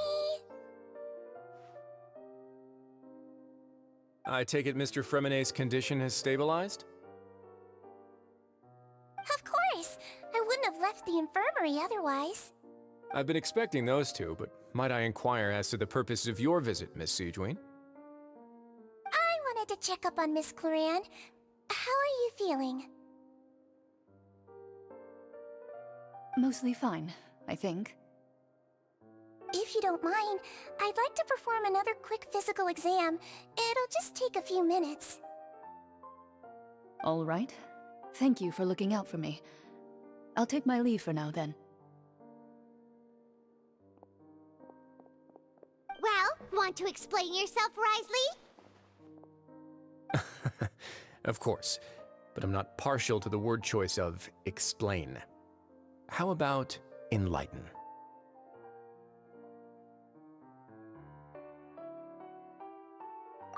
Where should I begin?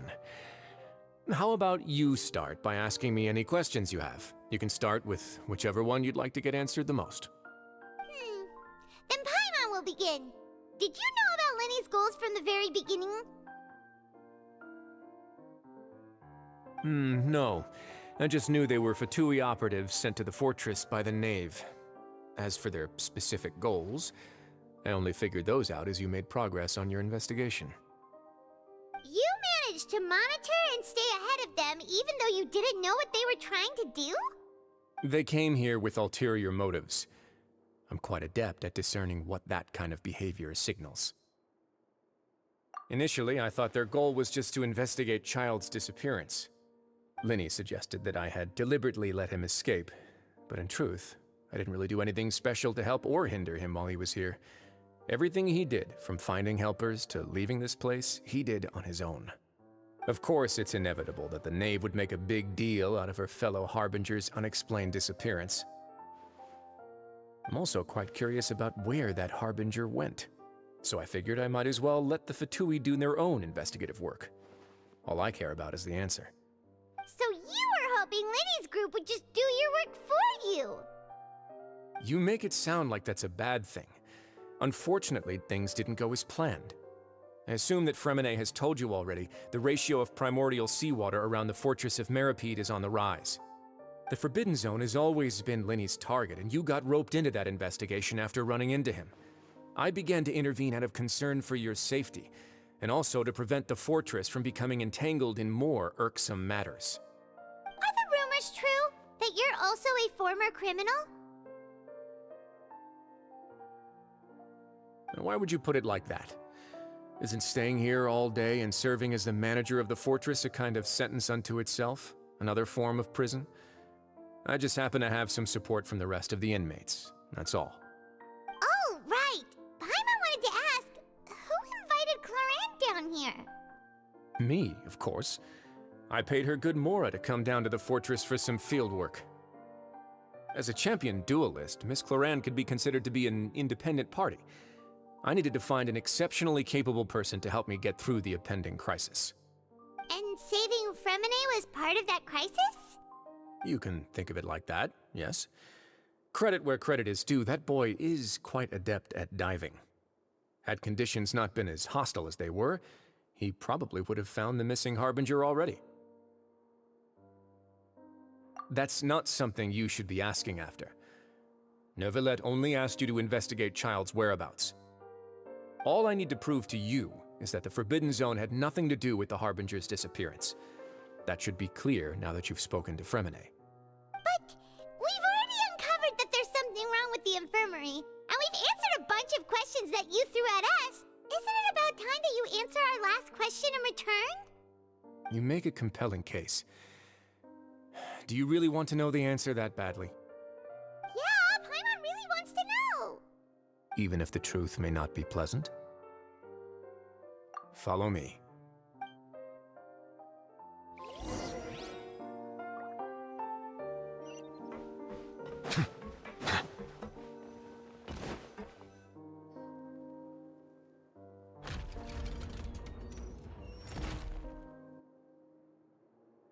There's a hidden door here? And a whole basement behind it? Huh. You're pretty good at hiding stuff, Risley. It seems you've forgotten just what kind of place the Fortress of Meripede is.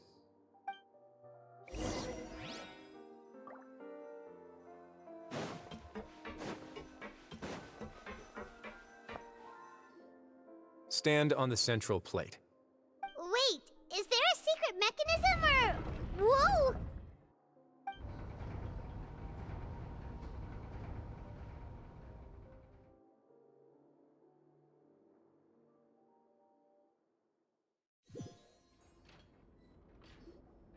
So, this is the Forbidden Zone?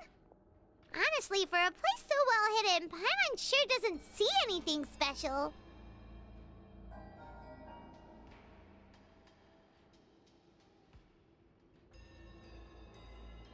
What a huge door!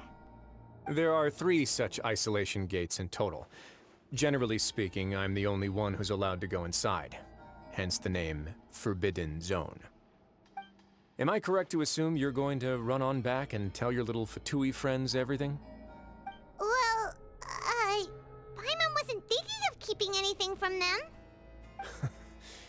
Well, I'd advise you wait until you've seen the whole truth of this place for yourself before deciding whether or not to tell them.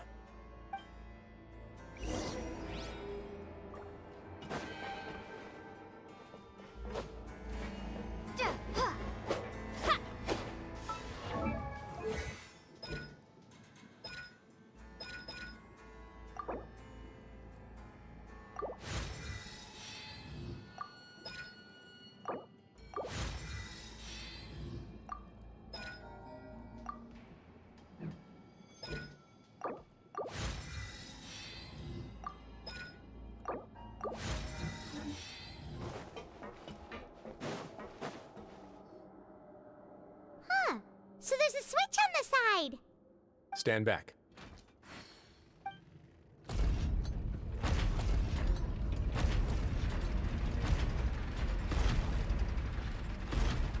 Whoa! They all just went up one by one. Go on, have a look.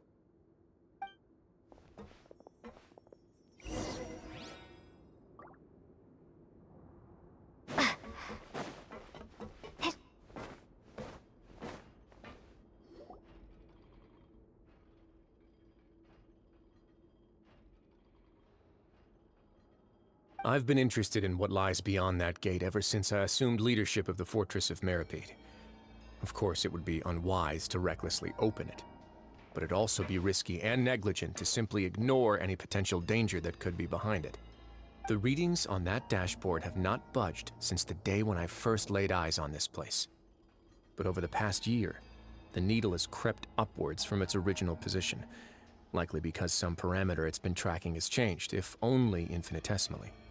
Normally, I would have ignored it, but I happened to have some free time when I noticed it, so I investigated. Any guesses what the reading could be tracking? Very reasonable guesses. I've considered both of those as well. Unfortunately, our dashboard is tracking something less ordinary. The temperature should vary with weather and climate changes, so for something that rarely shifts, the water pressure is more likely. We ran a few tests to increase the pressure from the outside, but the readings didn't change at all. Later on, a few more possibilities occurred to me, such as a potential connection with the primordial sea. I began to make a few preparations based on that hypothesis.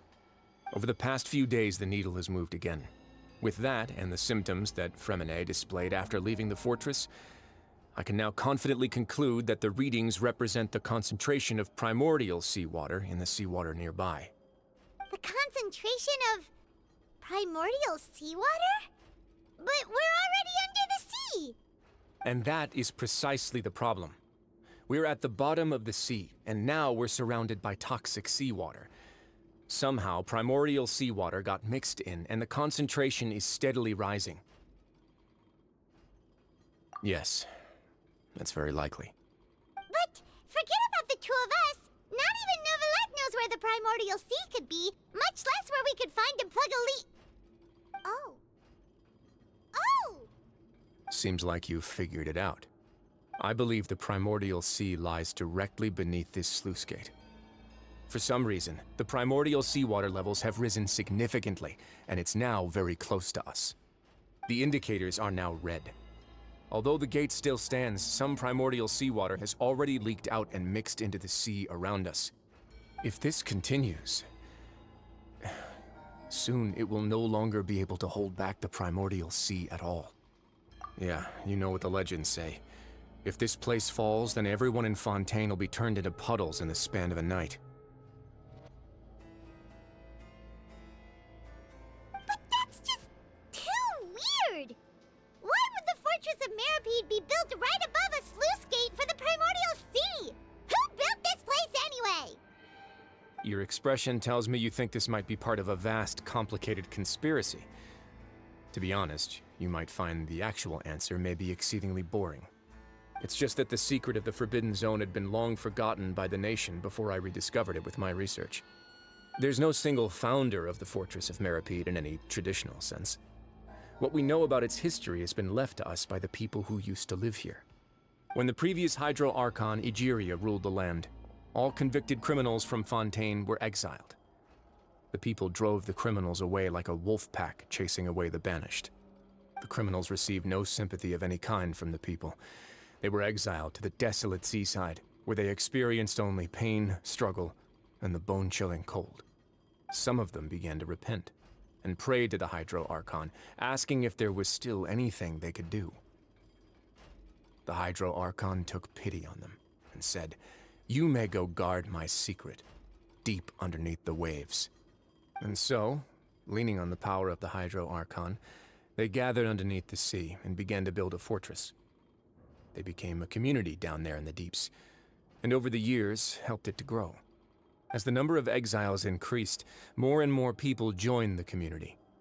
When the first group of exiles died, they left the yet unfinished fortress to their successors.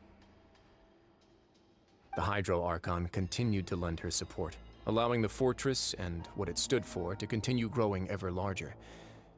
Before long, this dark underwater fortress became the sinner's only home. And with that, the people here stopped referring to the fortress as a prison. They saw themselves as repenting sinners who would regain their freedom once they had sufficiently redeemed themselves. But as time went on, people also realized that the fortress was a lonely place. Once they had gotten used to life here, they could no longer feel comfortable living in the overworld. Once they had finished serving their sentences, some people left and some others chose to stay. They'd find some idle position and let their withered souls fade away with the ancient secrets of the past. After many, many centuries, few people still remember the reason for the fortress's founding. Now they just see it as an integral pillar of Fontainian society, as the place where criminals deserve to be sent. Now and again, researchers manage to break one law or another and live out their days in the fortress. I learned all this from an elderly historian. Everyone else just thought he'd made it all up. But now you know every part of that history is true. Indeed. It's just as the prophecy says. If this gate fails, then everyone will be dissolved into the sea. To be frank, not really. But sadly, that hasn't stopped this prophecy from proving all too accurate. Prophecies are troublesome things. Just hearing one will create the first wave of panic. Seeing signs of it will bring about the second, and actually witnessing it in real time, the third. Let's go somewhere else. I want to show you something.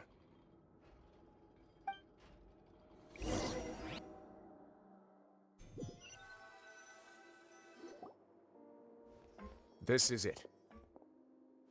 Your Grace, perfect timing. The results from our last round of experiments have... Wait, Jurier, he's not alone! Huh? Lorvine and Jurier? No need to panic, you two. I've already told them about our plan. What? After you warned us not to tell a single soul about any of this? I'm skeptical as well. Are you sure they are trustworthy? The results speak for themselves, don't they? These two may already know more than you could ever imagine. All right then, if Your Grace insists. They seem harmless enough, so I'll trust them for now. Well, how about some reintroductions? This is Jurier, one of the highest-ranked researchers from the Fontaine Research Institute. He used to work under Edwin. I trust that you've heard of Edwin?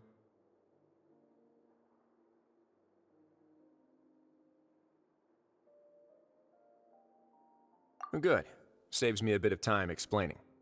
Edwin's main areas of research were archaeum and gravimeters. As his assistant, Jurier is quite familiar with them as well. I hired him to be my technical consultant. You want to blow up the Fortress of Meripede? Ah, what a lovely idea. I'm already imagining it in my head. Gotta admit, I'm tempted as well. Guys, focus! Focus! That taskmaster over there is Miss Lorvine, and is also one of my technical consultants. While Jurier used to be Edwin's assistant, she used to be Jurier's assistant. Ooh, are they together?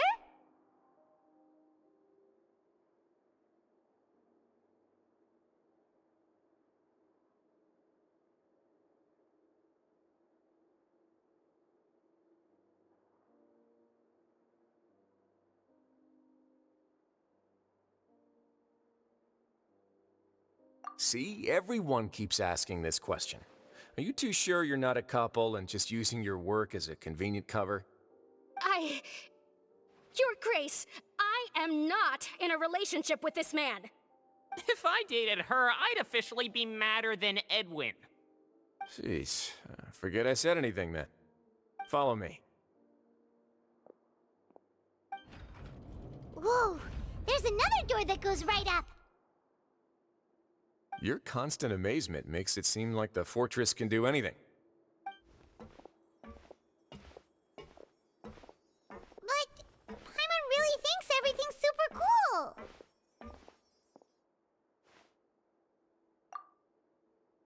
Well, let's spice it up a bit. And here you go.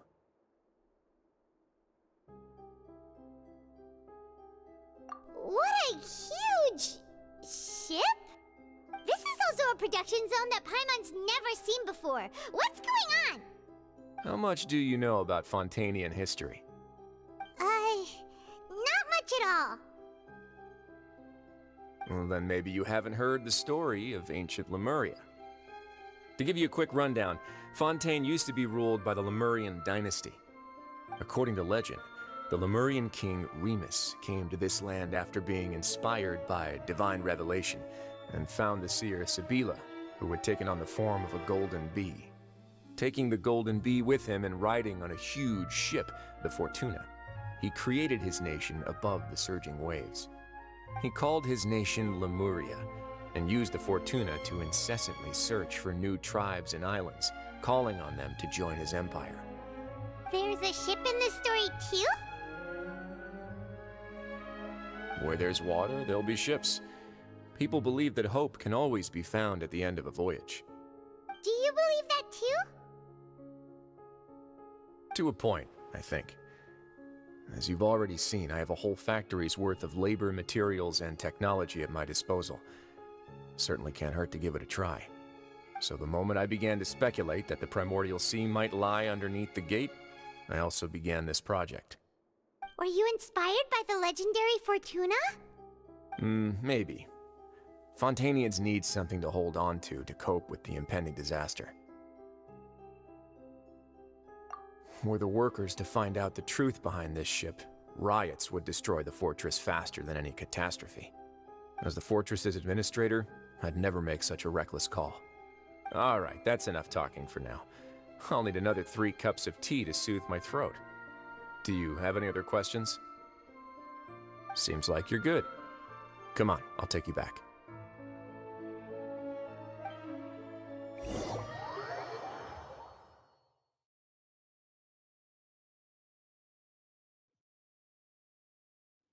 I'll leave you here for now.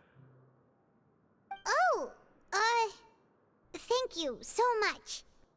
No worries. But don't forget, it's up to you whether or not you want to share what you just saw. What you do from here on out will likely affect those 3 as well.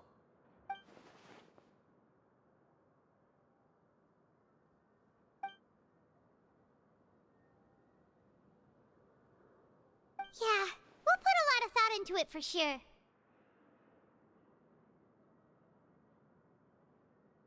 Great.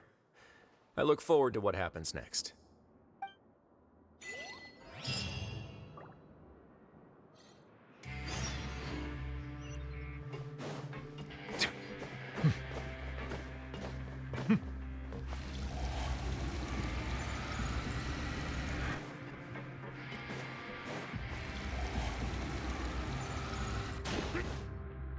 We're back!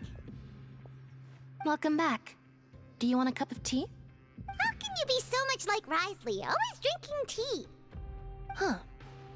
Actually, now that you mention it, I just remembered something now. While I was sedated, I could still barely hear two people talking next to me. They were discussing everything, from the leaves to the water and even the teacups themselves. Must have been Wriothesley and Sigewinne. Yeah, I heard one male voice and one female, so it should have been the two of them. They really were just talking about brewing tea. I really can't make sense of this place. So, Traveler, Paimon, were you able to learn anything from Wriothesley?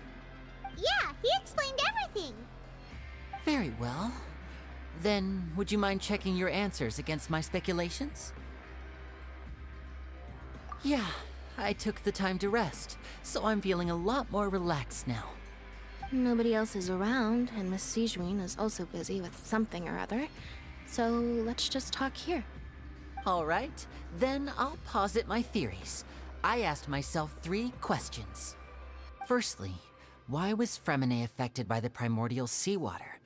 It was because he dove into the sea. My theory is, the long-lost primordial sea is probably very close to the fortress of Meropide. Ooh, he's good. He got that right on the first try. That's our Linny. Secondly, Wriothesley's attitude changed dramatically during the course of our stay here. He ignored us completely at first, then suddenly roadblocked us. Why? I spent quite a long time thinking about this.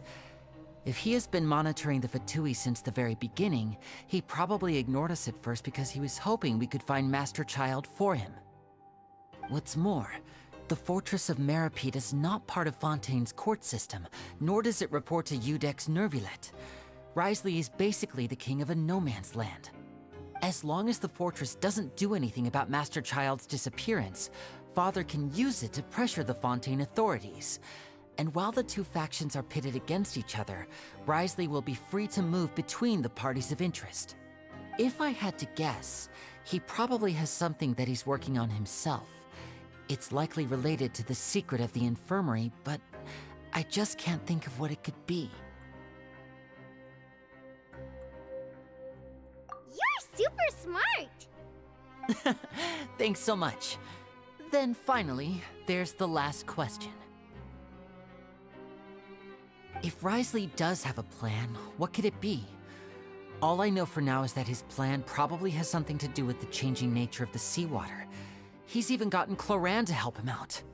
That can't be the full extent of what he's doing. There's probably a secret passageway behind the block in the infirmary, and there's something big in the fortress that most people here never get to see. He has a bargaining chip, and it could be important enough for Father to deal with him directly. I don't have enough information, so I have no idea what his chip might be. But let me guess. You have the last piece of the puzzle.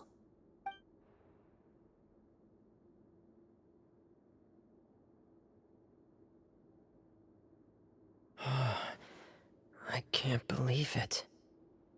The sea will engulf everyone. Just like the prophecy said. Could Wriothesley have wanted to meet Father to figure out a way to deal with this crisis? If you remember, I once mentioned that Father sees the House of the Hearth as her base of operations, and she truly wants to resolve the crisis. But how could Wriothesley have known that? Or perhaps he didn't know, and just wanted to bring Father over to his side? Which could be why he said he just wanted to negotiate. Yeah, that makes sense to me. I understand your concerns as well, Traveler. I'll figure out a way to pass this on to our father. No matter what, we're on your side. The two of you have already aided us far too much. We probably wouldn't be standing here right now if not for you. If you ever need anything else going forward, please come to the House of the Hearth at any time. Though you may not share the sentiment, after all that we've gone through together, the three of us basically see you as family now. You have my gratitude. Thank you for protecting Linny when it really mattered. And thank you for sharing the secrets of the fortress with us. We didn't think you were going to do it. Why are you being so formal all of a sudden?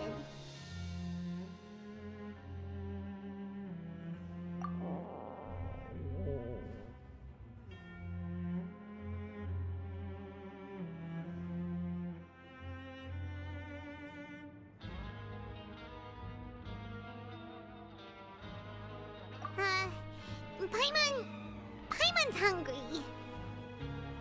Oh, you've done so much already. Go get some food. Alright, then we'll catch you guys another time.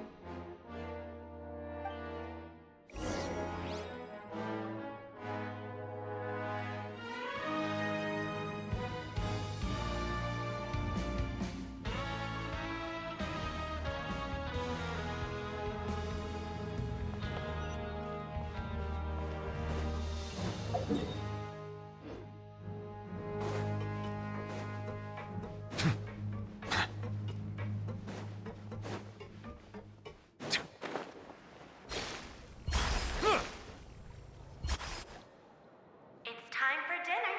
Welfare meals now being served in the coupon cafeteria. Come on, let's go pick up ours as well. Traveler and Paimon, over here. Are you here for dinner too, Miss Sijween? Mm-hmm. And I'm taking the opportunity to prepare Miss Cloran's dinner as well. Huh. You're right. She's actually sitting in the fortress cafeteria. What would you like to eat? Yep, you can. I've already talked to our chef, Mr. Wolsey. It's all on me today, so you can get whatever you'd like.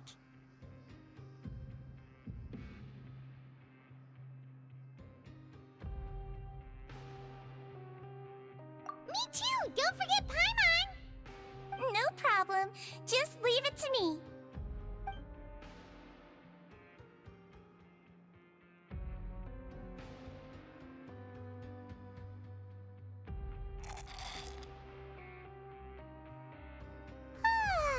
So delicious.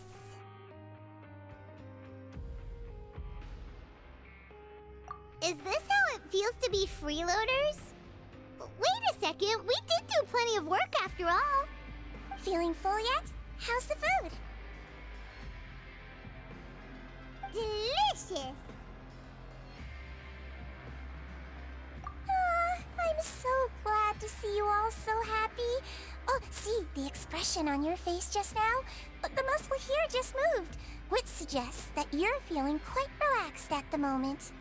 Sijween, do you do this to help your patients or to better understand human beings? A bit of both, I suppose. I'm a Melusine, which means I'm very different from human beings. I must know what you're thinking if I want to take good care of you. You're really good at taking care of people. Even though you're so short, you still talk and act like an older sister. Really? You're reminded of an older sister? That's great to hear. Oh, and what did you mean back in Risley's office? When you said that you were protecting Linny and his siblings as well? Oh, that. I just asked His Grace to look out for those children, especially that diver boy. I was getting a bit worried after hearing that something was wrong with the water. Thankfully, Clorand is very strong and managed to save him in the nick of time. His Grace also sealed the pipes after Clorand left, to make sure that Linny wouldn't impulsively chase after his brother. Although the path was blocked, we still stationed some guards there to stop anyone from approaching. They were instructed to only open the door once Miss Clorand had returned. Oh, and I was keeping an eye on Mr. Linny as well. We had to press him, but we couldn't allow him to be in any real danger. You were all super considerate and really thought everything through. It's just what we do down here at the fortress. At least this has been His Grace's style for as long as he's been the leader. Oh, I really wish Monsieur Neuvillette would come down here more often too. I feel like he'd like it here, with all the darkness and chaos.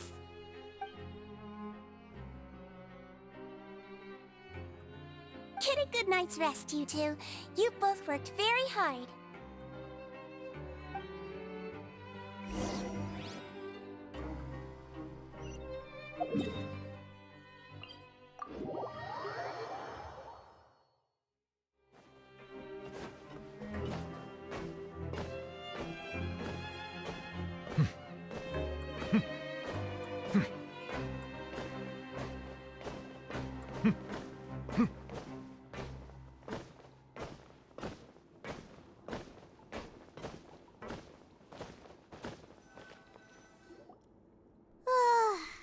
much has happened.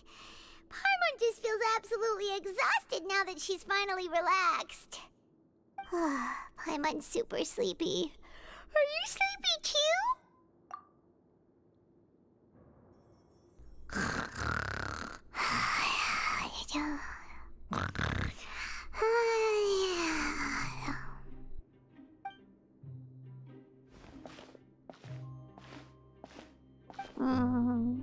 Delicious. Paimon wants seconds for free.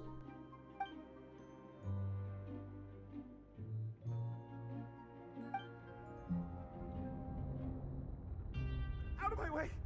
Get out of my way! What happened? Why is everyone running? No idea, but something must have happened. Stop asking! Who's yelling? Paimon still wants to sleep.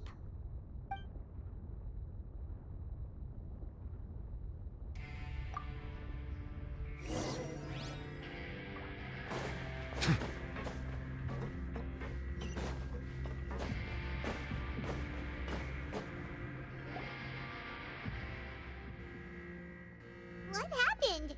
Why is everyone running around? Hey, what are you doing? There's no time to explain, mate. Goodbye. Hey, wait! What's wrong with these people? They won't even talk to us. They're here! Yeah, there you are! Oh, thank goodness! Quisto and Lavaroon, do you know what happened here? We came here especially to inform you. Something seems to have gone terribly wrong just now. His Grace is telling everyone to evacuate and get out of here. Lavaroon was saying you two are new here and you don't have many friends, so you might slip through the cracks. Haven't you heard all the stories like that? An evacuation is successfully completed, yet you only find out once you do a head count that 1 or 2 people are missing. Wait, weren't you the one who brought that up? Why is it suddenly my idea? Hey, shut up! Okay, whatever. The point is, you should come with us. Yeah, he said to get as far away as possible, upwards and outwards.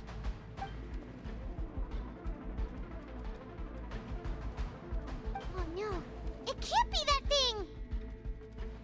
Whoa, wait, what? What? Hey, where are you going?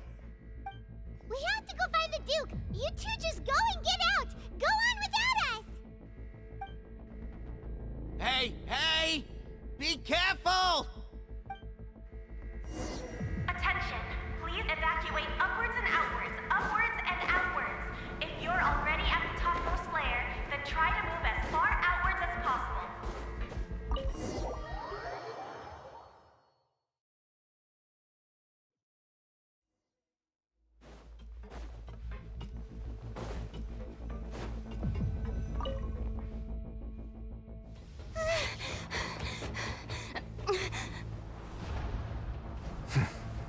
They're here. Just like I said. What happened?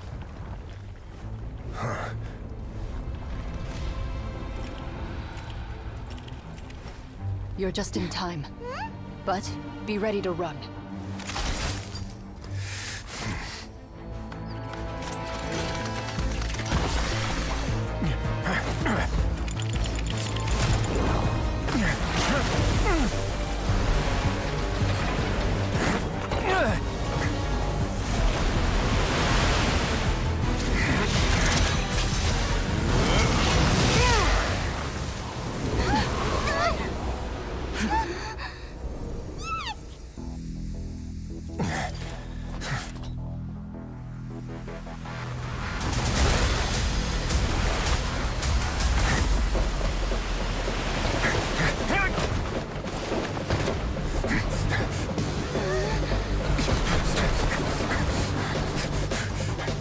Three, 2, 1.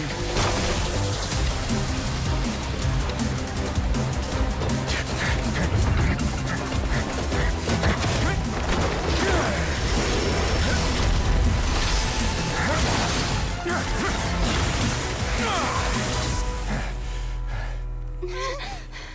This won't hold it for long. Find Neuvillette. Tell him the defenses are about to collapse. Then what will happen to you? Until he arrives, we're the last line of defense.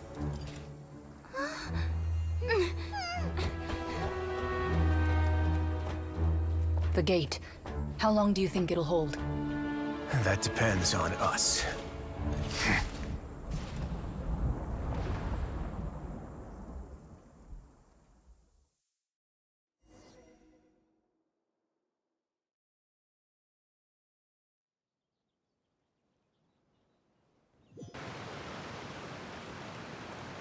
Neuvillette, why are you here?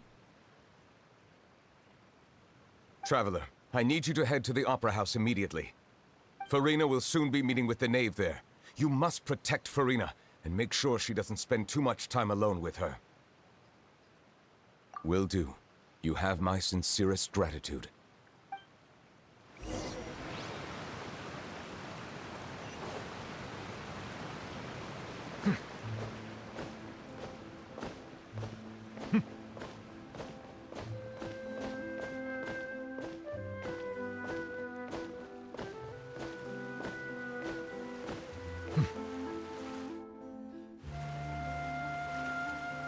Look, there are a ton of Fatui and Palais Mermonia people over there. The knave is probably here already. We need to hurry. Are you two the traveler in Paimon? Monsieur Neuvillette has left instructions. Please follow me. Though I'm sure he's already explained, this should be a mostly cordial conversation, unlikely to give rise to violence. But it would be most appreciated if you could protect Lady Farina to the best of your abilities.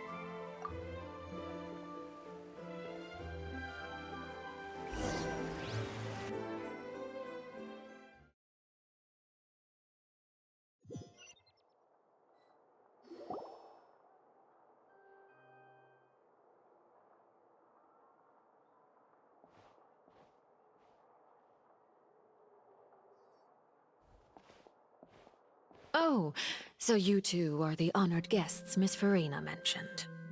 Of course, of course! How could they not attend a meeting such as this? I must always have 2 or more guests at my dessert table. Otherwise, the occasion would be too lonely and unbecoming of my station. It is my pleasure to make your acquaintance, traveler. I have heard much of your accomplishments. I am the Knave, one of the 11 Fatui Harbingers.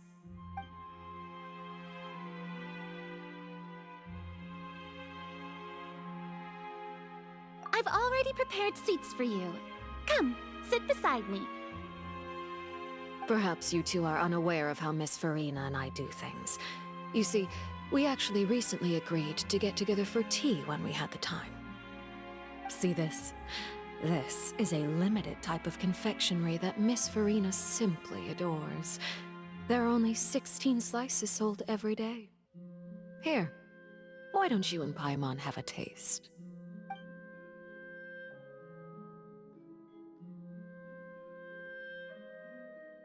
Traveler, what do you think of this cake?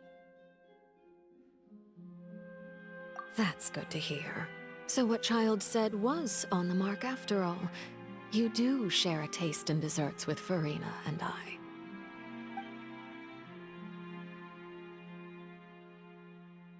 I wonder how he's doing nowadays. You must have heard, right? He's suddenly gone missing.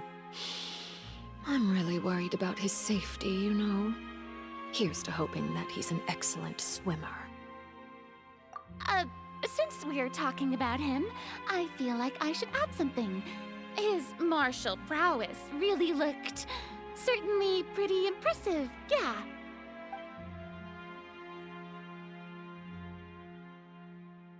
Oh, so you're also familiar with his aptitude for fighting, Miss Farina. Oh, right. I almost forgot. Child was subdued by Udex Neuvillette right in front of you. Against ordinary people, my colleague would never be on the back foot. But alas, he just never imagined he'd run into such a person. I must express my admiration for Monsieur Neuvillette. Coming from you, that's not surprising at all. But I thought you would be happier to hear the news. Of course, but it's still a bit of a shame. You see, I would have been far happier had I received this news somewhat earlier. As you well know, a long time has passed since Child disappeared.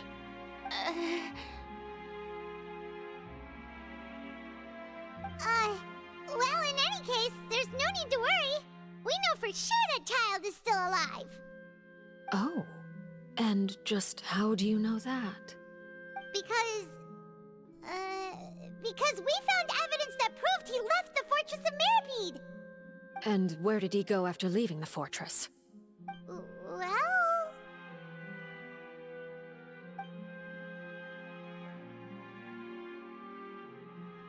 The Fortress of Mirapede lies deep beneath the waves. Unless he pranced right out of the main gate, he must have had to swim for it. Do you have any proof that he surfaced safely? Ah, that is good news at least. His sister Tonya sent a letter to Fontaine not too long ago. Since he was unfortunately unavailable, I picked it up on his behalf. Do you have any idea how he usually writes back to his family? Dear Tonya, your letter made me feel like we were still enjoying our time in Snezhnaya together. I'm currently admiring the scenery on the streets in front of the Opera House. Is it something like that?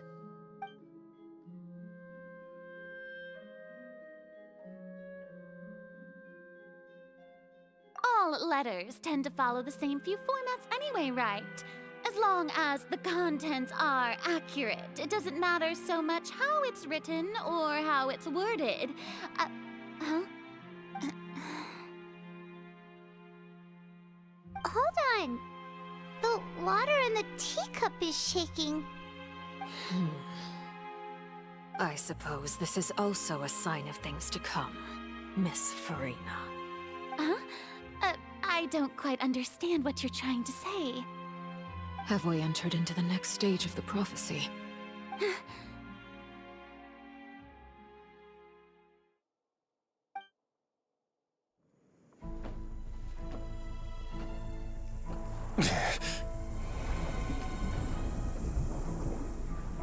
My thanks to you both. I will take it from here.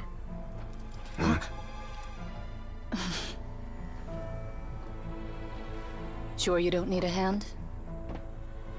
Quite sure. Wow. So, what's your secret, huh? Let me guess. Nah, who knows? Maybe it's just your sense of responsibility. Sounds about right.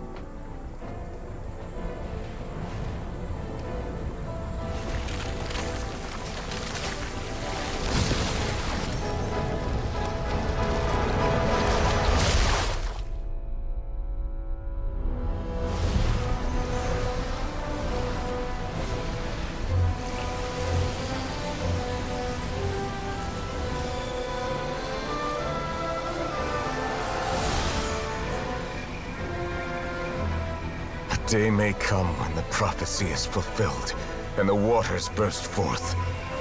But it is not this day! This ancient power could easily obliterate an entire race. A tsunami of fury would unleash endless catastrophe.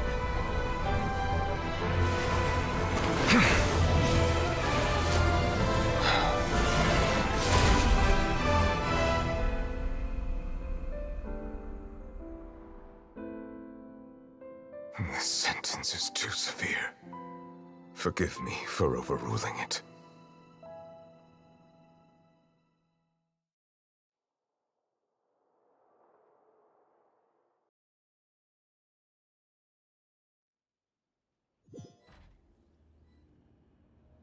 All right.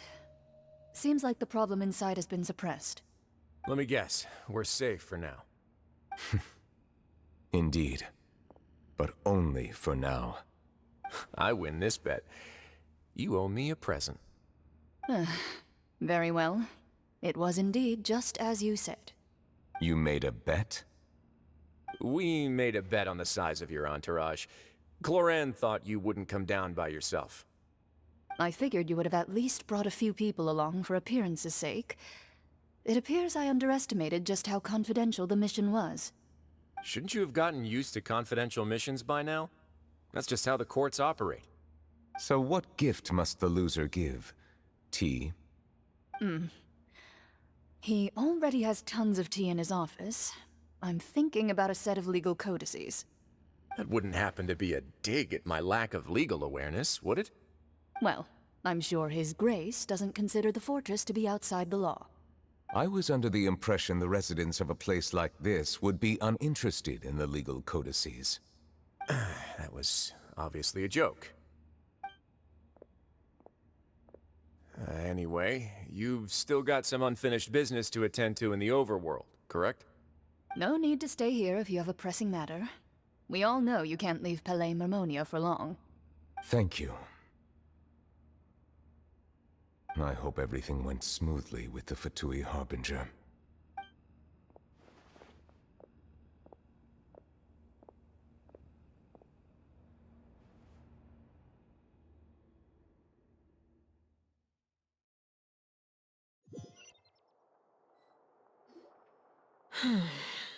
I must say, we've spent long enough playing house. Miss Farina, as the Hydro Archon, I am sure you understand the exact meaning of the phenomenon we just witnessed. Or should I say, that's what I originally thought. But looking at your expression, was I wrong? And you haven't a clue? What are you trying to say? At this point, I don't think there's any more need to speak as diplomatic representatives. Allow me to speak to you now as just a Fontanian. You know the prophecy by heart, and also that every part of it is being proven true. Yet, here you are relaxing, drinking tea, and eating desserts as if it's all nothing more than a few stray bugs in your garden. Do you really think that's acceptable? The prophecy's hanging above our necks like a guillotine. Every faction is looking for a way to either avert the disaster or save their own. Even the orphans of the House of the Hearth have devoted everything to saving their homeland. But you? It beggars belief just how nonchalant and carefree you have been. From the very beginning, you, the god Focalor, you have utterly failed to take action. You're wrong. I've never ignored the prophecy, nor have I just been passing the time in self-indulgence. Retract your accusation and stop doubting the wisdom of the gods with such absurd conjectures! I am not alone in my doubts, you know. All the children of Fontaine may be harboring the exact same thoughts right now. Oh, great Hydro Archon. How are you going to save them? Save us? How are the people you've sworn to protect supposed to survive in a land that will soon disappear beneath the waves? I have my ways, and I've been working on them for all this time. Even if you look down upon me, you have no right to judge me. Fontaine will be saved. Even if I still cannot see the true future right now, as long as I continue on as I am, I will be able to hold my head up high!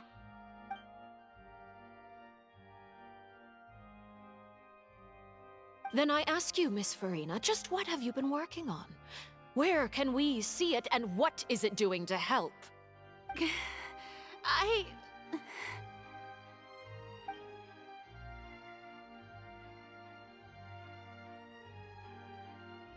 My machinations are just like the prophecy itself.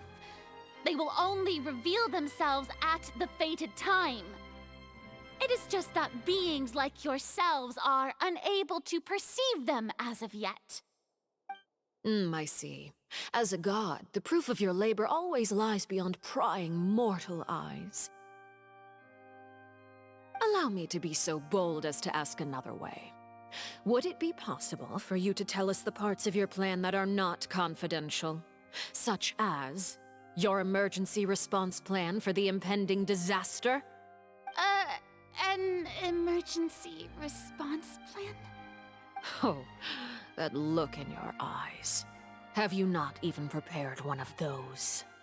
The emergency response plan is also strictly confidential. Then allow me to jog your memory.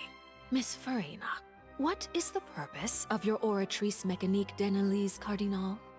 And what do you plan to do with the massive amounts of indemnitium that has accumulated over the years? The Oratrice? It's just like it appears to be. So you also have no idea. If I'm not mistaken, someone's using it to prepare for something.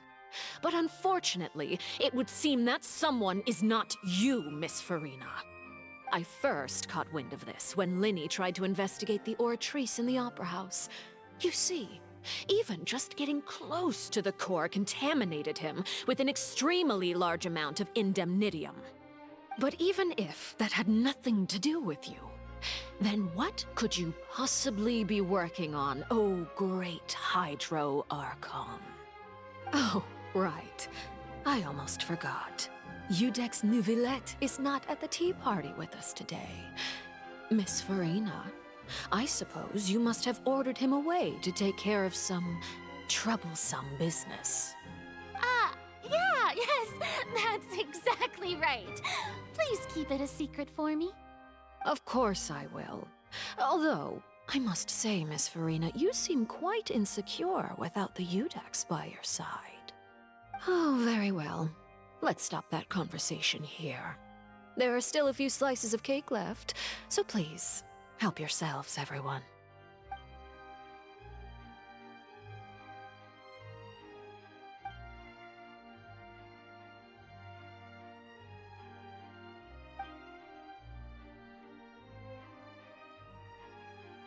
Traveler, I heard that you were recently commissioned to handle a few matters on behalf of the Udex. Why don't you take an extra slice of cake? Those who work hard deserve gratitude and praise. You too, Paimon. Thank you. Paimon will take you up on that offer.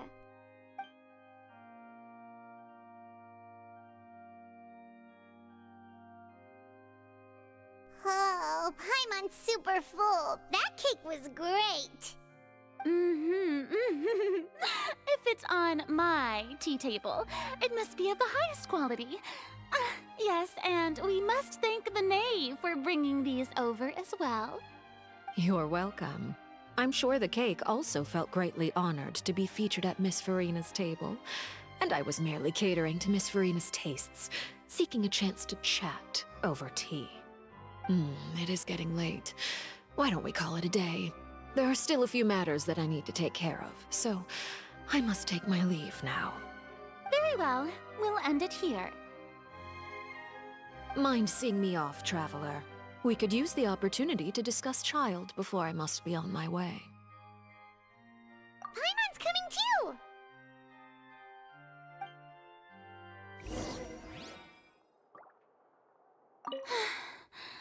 The tea party turned out to be even more difficult than I'd imagined.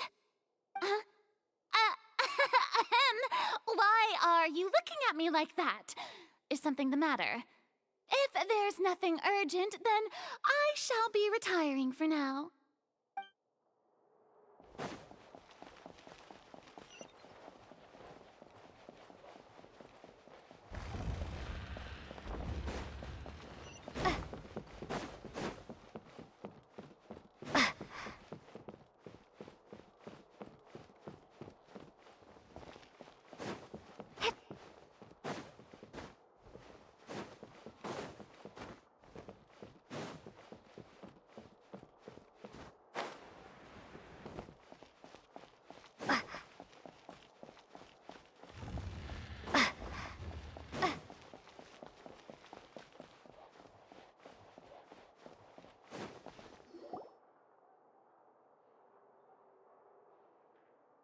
I'm glad that you were willing to come with me.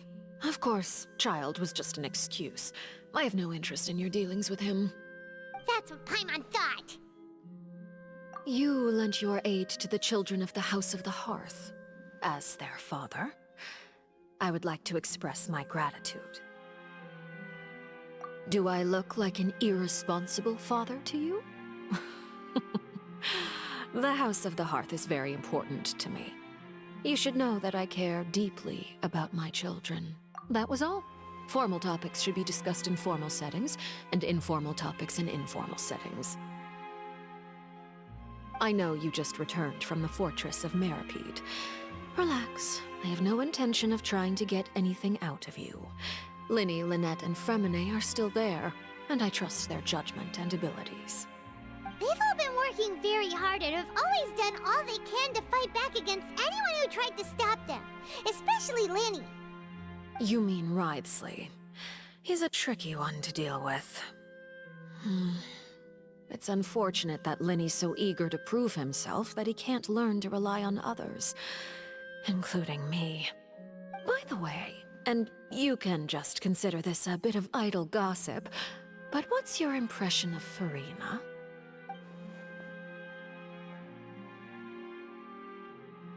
You are outside of our disputes, and the freest person in all of Fontaine, able to move around most easily. Allow me to share my perspective with you. And that's everything that happened during the trial.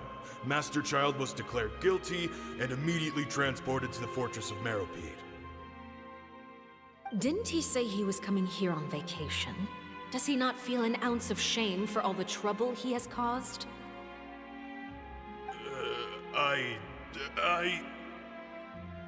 Forget it. He did give us an opportunity. I will be meeting someone shortly. Do you require help with any preparations? No need. I will take care of it myself. I need to meet with Furina, the Hydro Archon. She is at the heart of Fontaine. But what's fascinating about her is that she often seems more like a celebrity than a working Archon. Oh? Come over here, you little critter, you!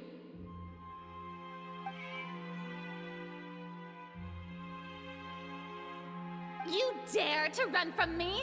Stop right this instant! My goal is just to discover the location of the Gnosis. But I didn't expect the chance to approach Furina to be handed to me on a silver platter. This is so easy, it's actually making me a bit suspicious. Anything left unguarded is usually just bait. But no one will blame someone for taking the bait. After all, from the moment it was attached to the hook, the bait is meant to be sacrificed. It's just as I guessed in the second before I struck.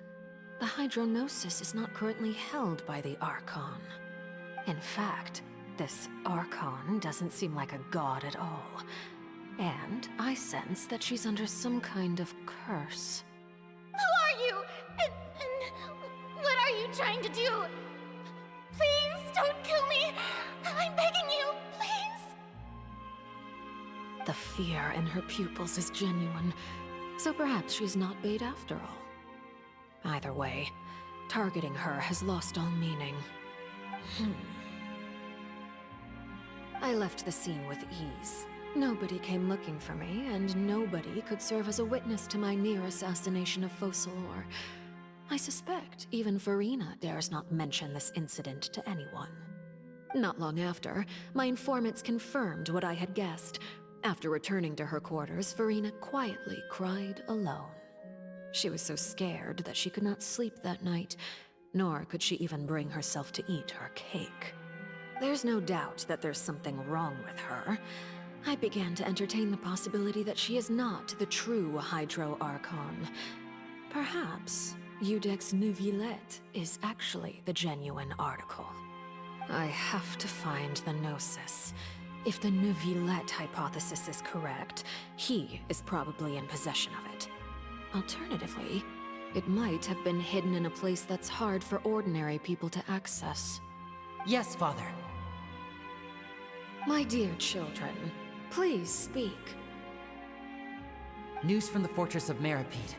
Master Child has gone missing. On top of that, the contacts and guards we bribed at the fortress have all gone quiet as well.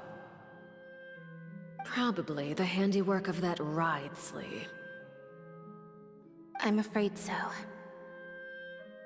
This is a good opportunity.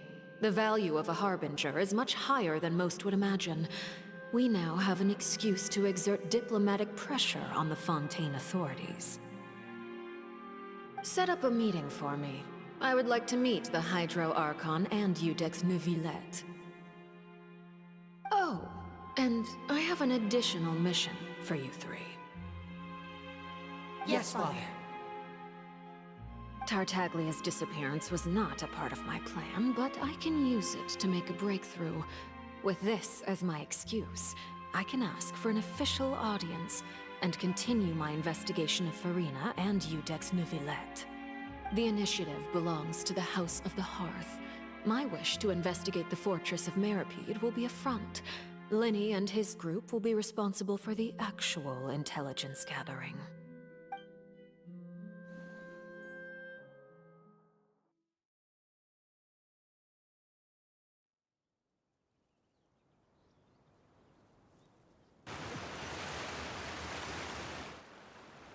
You should know the rest. Linny's group is quite close to you, so they wouldn't have hidden anything from you. You attacked the Hydro Archon?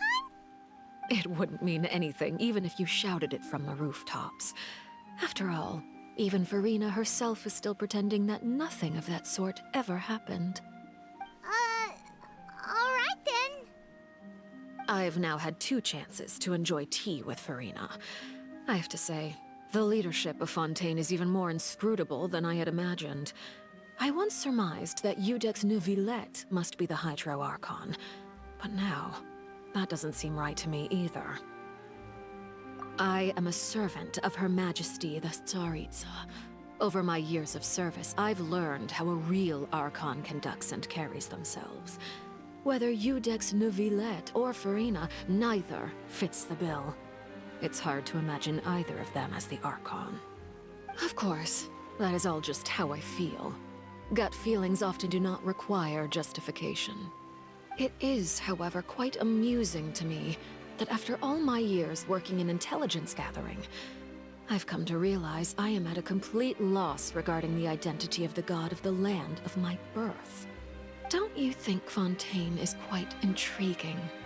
A catastrophe looms, yet many secrets have yet to rise to the surface. It looks like Fontainians will have no choice but to save themselves. Ultimately, though, one must survive in order to do anything else. Should the need arise, I would be happy to cooperate with you. You don't need to commit to anything right now, of course. I have a feeling that the situation will continue to evolve, and as your name is often connected with noble deeds, I'm sure we will work together someday.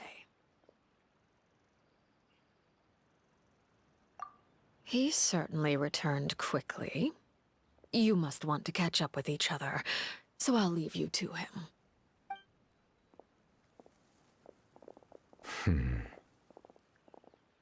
Neuvillette, is it over? For now, yes.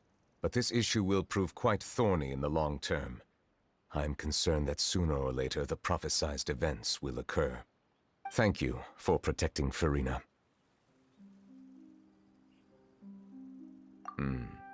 To put it simply, I used my power to force back the Primordial Sea and reseal the sluice gate.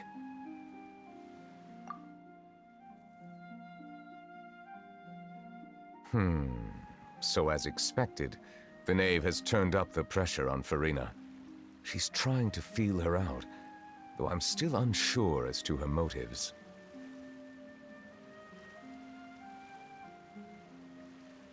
Permission granted.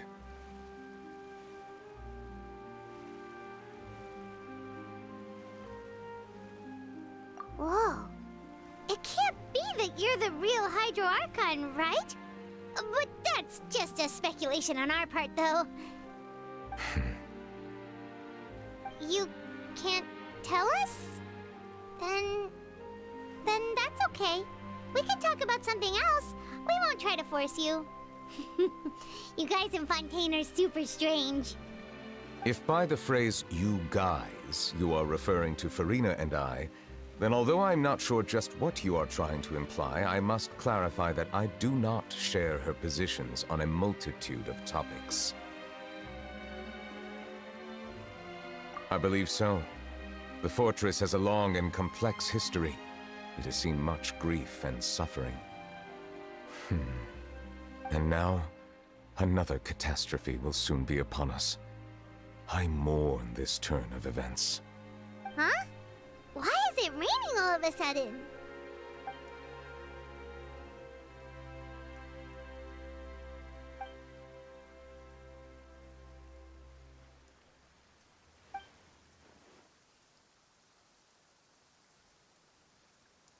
You may be closer to the truth than you think. Oh? And what are you thinking? The dragon of... what? Huh? Please do not be so surprised. Farina?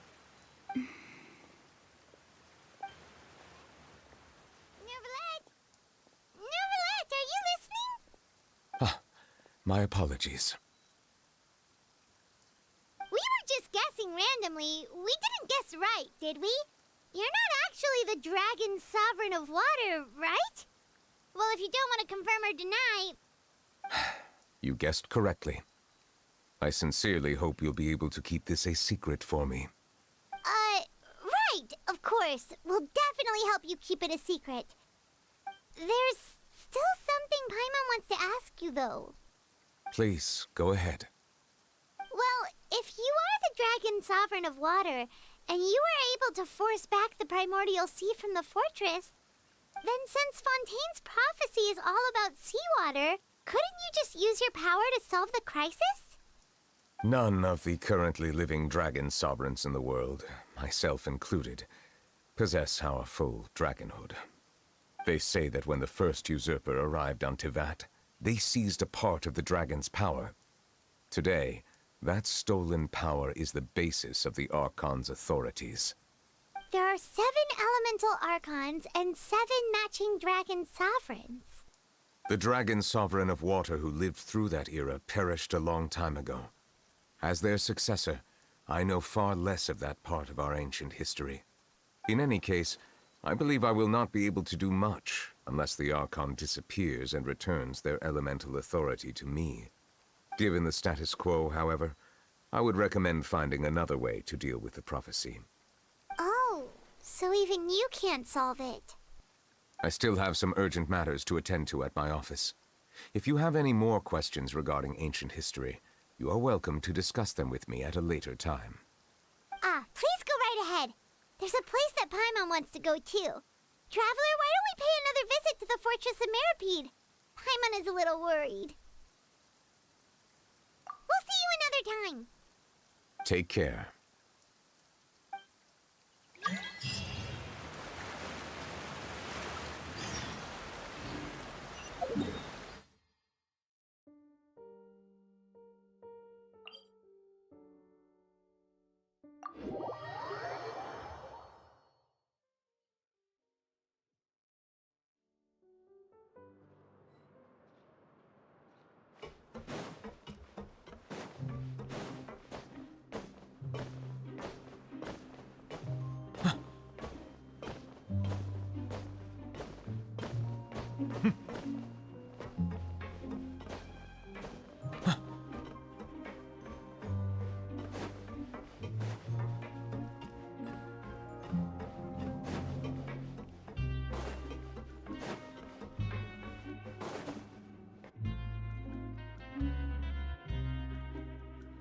Now guess, what suit will this next card be?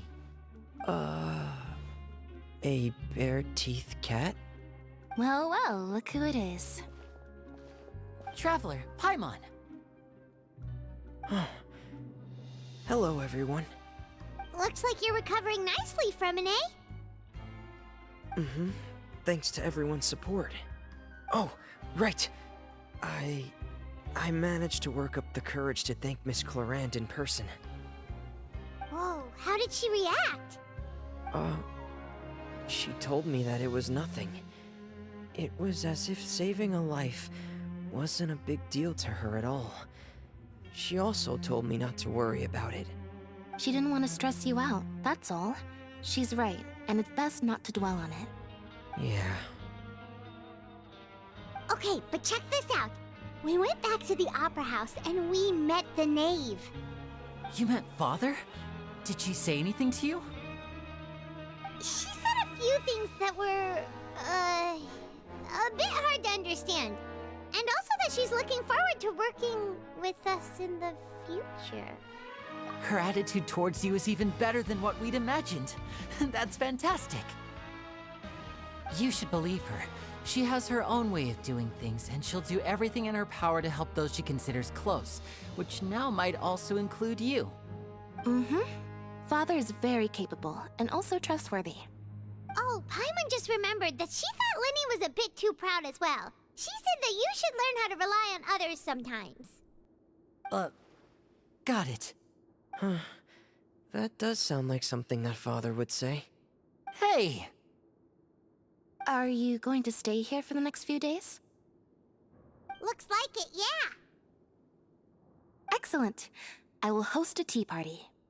For real? Then Paimon wants another serving of cake. Another implies that you were already served some delicious cake while you were up there. How lovely. Well, next time, you're going to have tea and snacks with us.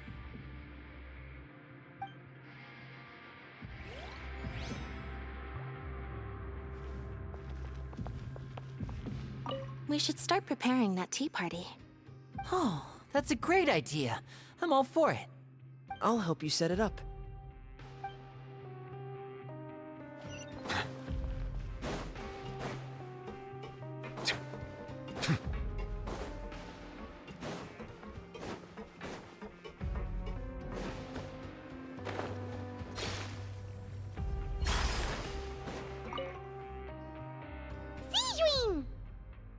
Traveler, Paimon, you're back! Are you still doing alright? Did either of you get hurt? We're fine, but what about you guys? It was such a huge mess. How bad was it? A few people sustained superficial injuries, but that's about the extent of the damage. Monsieur Neuvillette paid us a visit. It was all thanks to him that we managed to suppress the crisis for the time being. Of course, we must also thank you for the help you provided. How did Neuvillette know that he was needed here? Well, Monsieur Neuvillette has strong resonance with the hydro element. When the water level rises, he can feel the waves produced. I ran into the bombshell bros while bandaging the injuries of the wounded. They were mumbling the whole time about how you just ran down without a word. I'm so relieved to see that you're both all right. If you're not too pressed for time, please stay with us a few more days.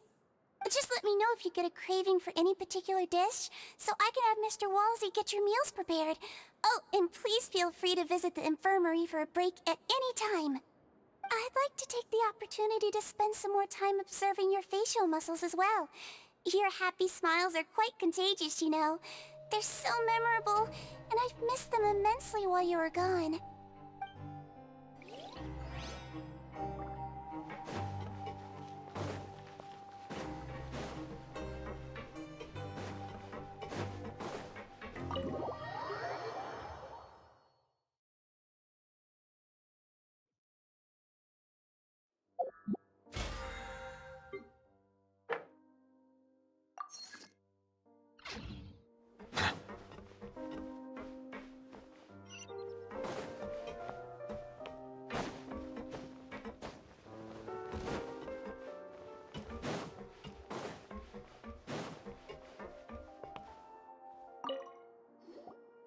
Courier, Miss Sijouin told me you still haven't eaten. Yeah, I was working on something, so I forgot. That's no excuse for... Huh? It's you two. Lurvine, we're back! Hello there. It's been quite the mess here recently. How have you been? And you? Are you still taking the secret passageway from the infirmary to work on the ship? Yep. That is still top secret, though, so don't say a word to anyone. It can be a bit annoying when there are lots of people in the infirmary, but I still prefer taking that route over the one from the Duke's office. I mean, the infirmary does make it easier for you to slack off. Oh yeah? Then why are you also here so much? You two really are just using your jobs as a cover for your relationship, aren't you? Not at all!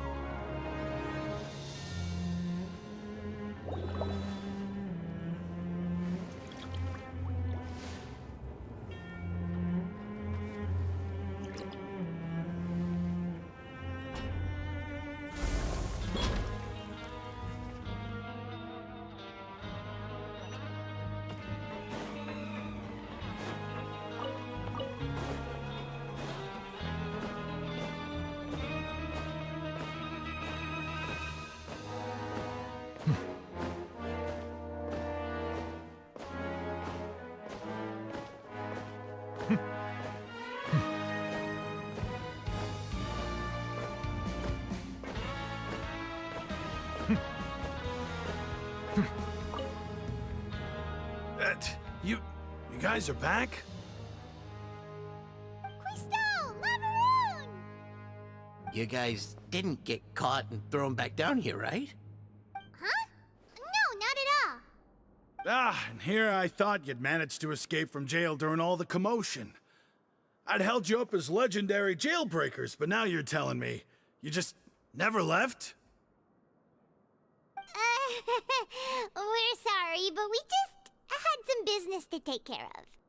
All right. There's no need to get caught up in the details. We're just relieved to see you. He was super worried about you, you know. Hey, it wasn't just me. Weren't you super worried as well? Something like that, yeah. I was also transferred to work in the kitchen a few days ago. I can still hear Quisto mumbling to the carrots. Are those two all right? Do you think they made it out alive? Whenever he'd say that, I'd tell him I'm sure they're fine. Wherever they are, they're kicking back with drinks in hand, enjoying the lovely scenery. Hey, there's nothing wrong with worrying about your prison pals, is there? I mean, considering how they always love listening to all my gossip. These two. They sure are a lot warmer and friendlier than when Paimon first met them.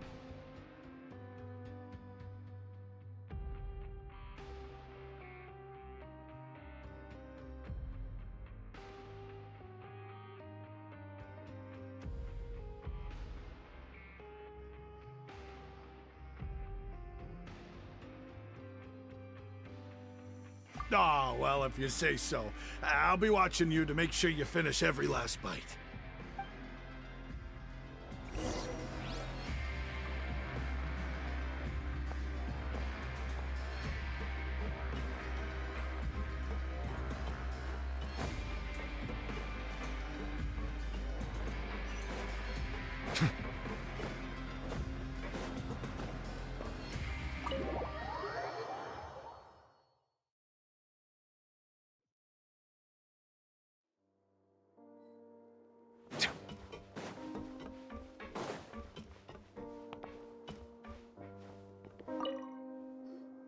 Do my eyes deceive me, or did I just see two inmates come back after making it to the surface? Some strange winds blowing of late. We wanted to see how the fortress is doing. Is everything still alright? We're fine, for the most part. Neuvillette came down and took care of the worst of it. If that's the case, why don't you just ask him to stay here?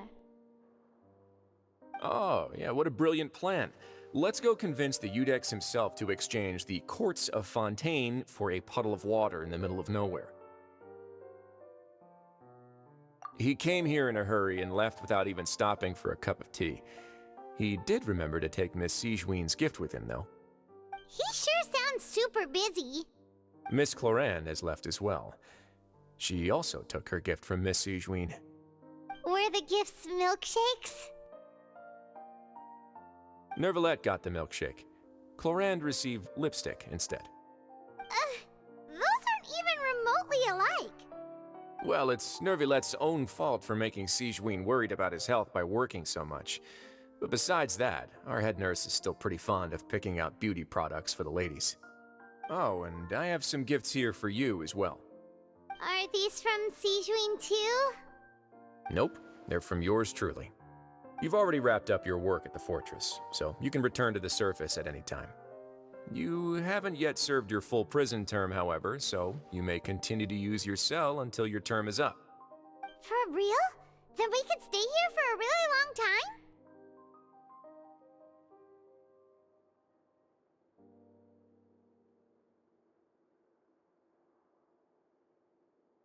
You may access the cafeteria for free. Hooray! Just remember to come complete your paperwork once it's time for your release.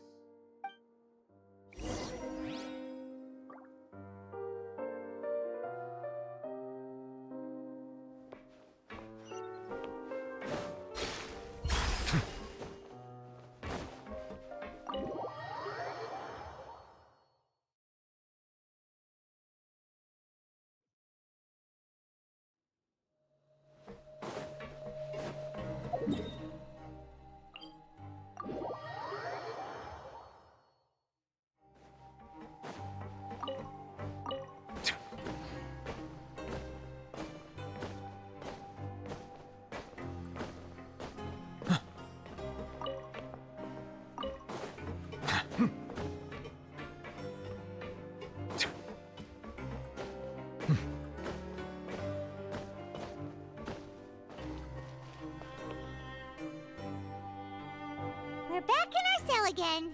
We're no longer prisoners though, so it really doesn't feel the same.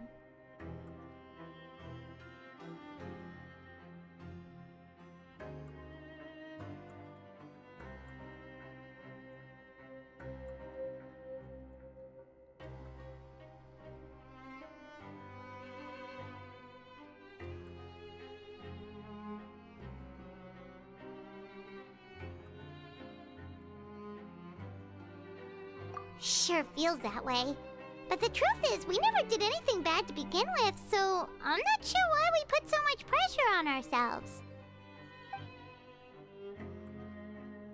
Huh? How did you know? Hey, that's not true! Alright. Okay, Paimon just wanted to say that we really are an amazing duo after all. It's like, we've now gone to so many places together and become friends with so many people. We've never stopped traveling or stopped meeting new friends. There are so many bad things in the world, and we're just two people, but we've still been solving problems no matter where we go. Isn't that pretty? You're counting Paimon today? Aren't you the only adventurer here? Then let's ask Catherine to give Paimon an adventurer handbook as well. Paimon will also be an adventurer from today forward. Just our thoughts making Paimon giddy. Oh, Paimon's gonna crash, so you sleep soon too. The last time we fell asleep here, we woke up to a whole mess outside our cell. The primordial seawater nearly rose up. That was so scary. We should be safe now, right? Alright then, good night to you, traveler.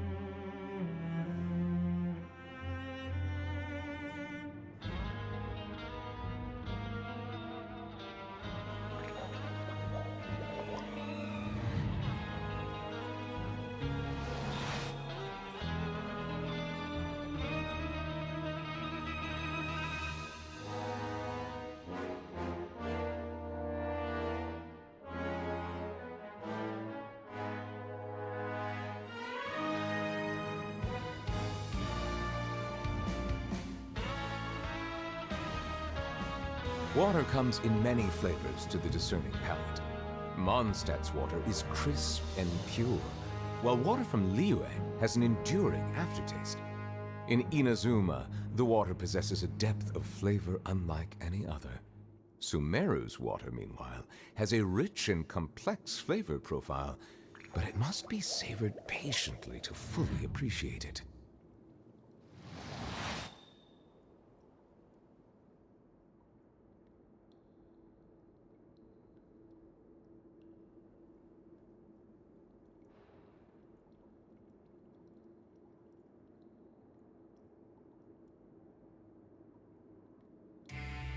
I see the value in my own work, but I also see the meaning in all the endeavors of the people of Fontaine. I believe I will continue to take pride in fulfilling my duties.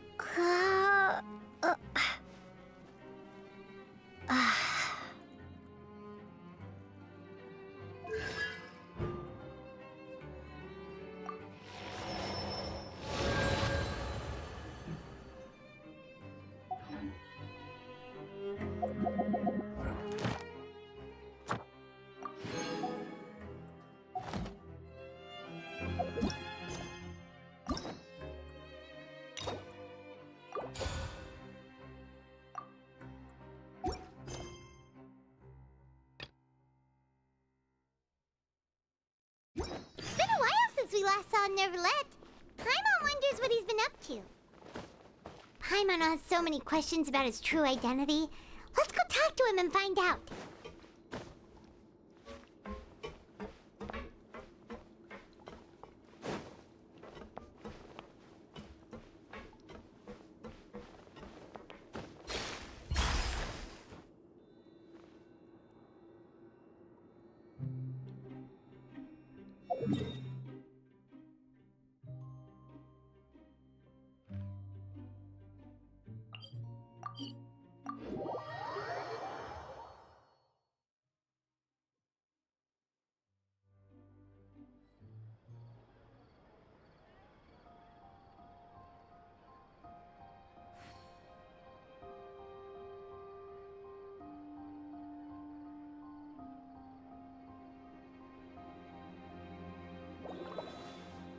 There'll be an extra fee for that.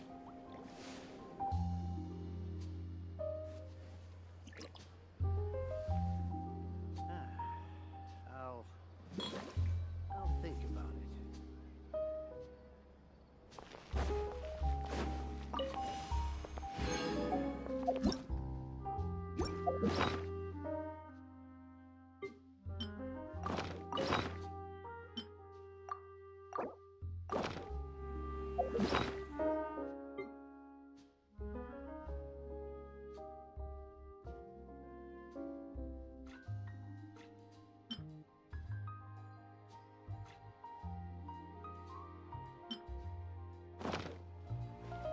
Exactly. But none of them believed me.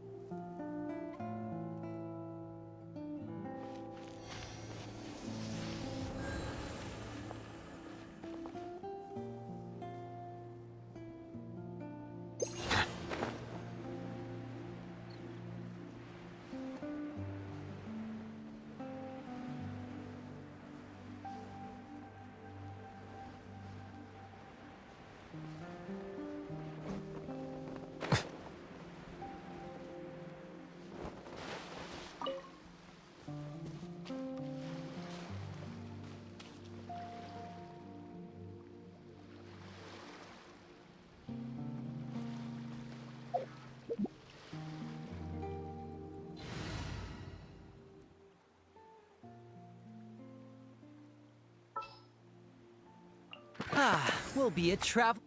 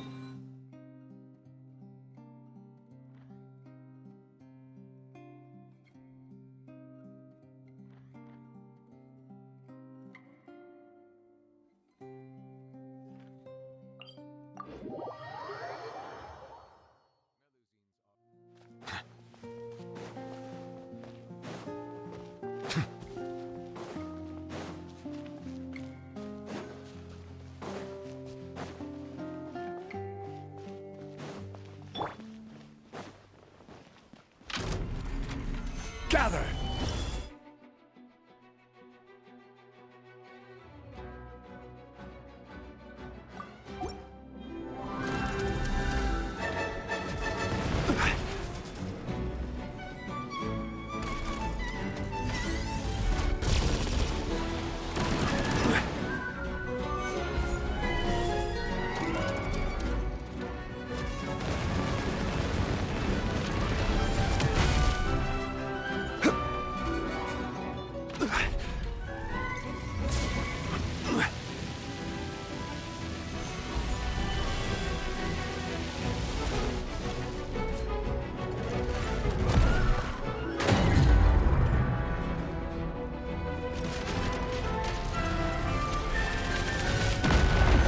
Stabilize!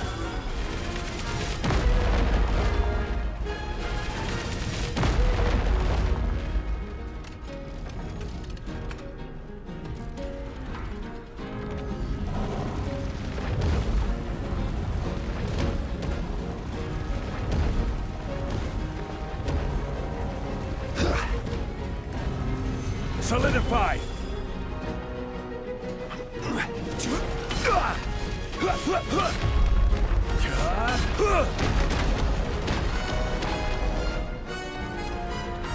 Gather!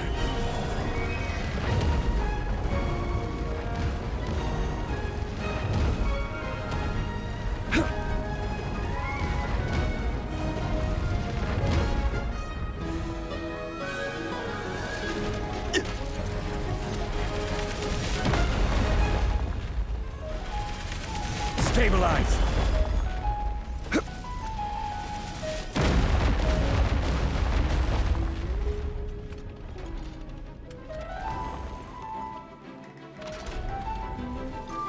Solidify!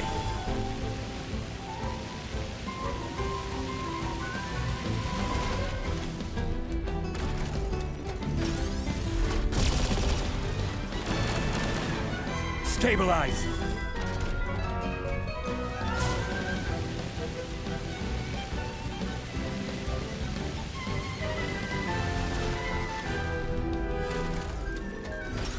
Solidify!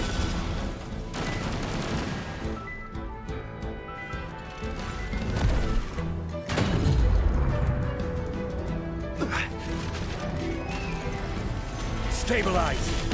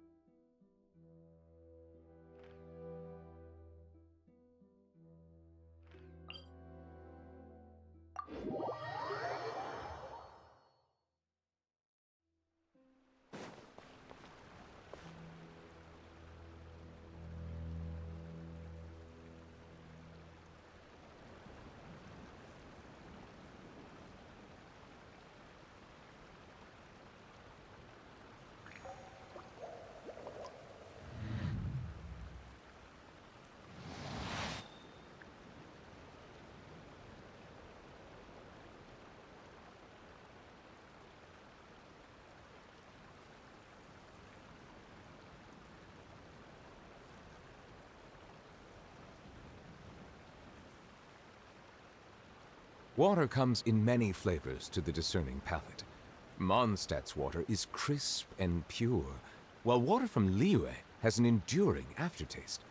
In Inazuma, the water possesses a depth of flavor unlike any other. Sumeru's water, meanwhile,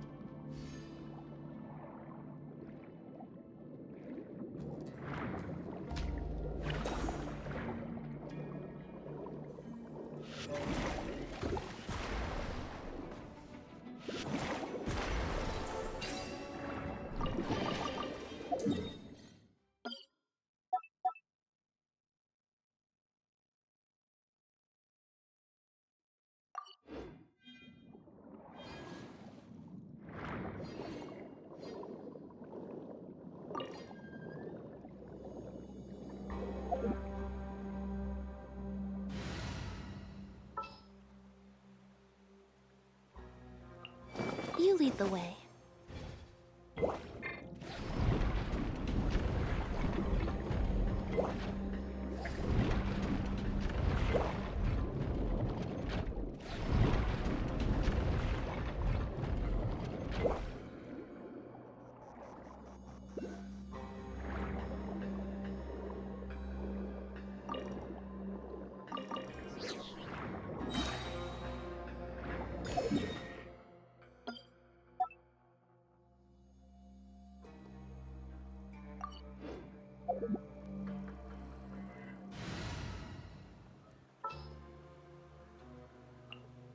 All right, let's...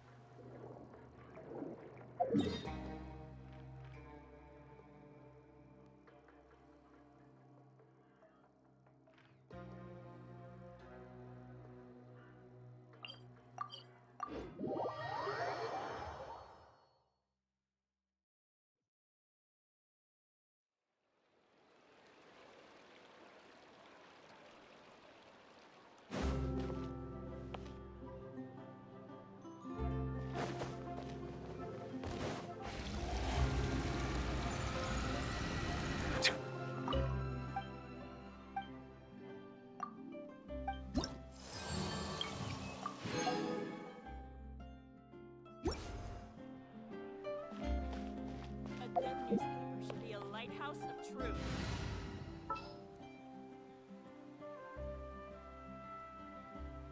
In the name of the Prinzessin!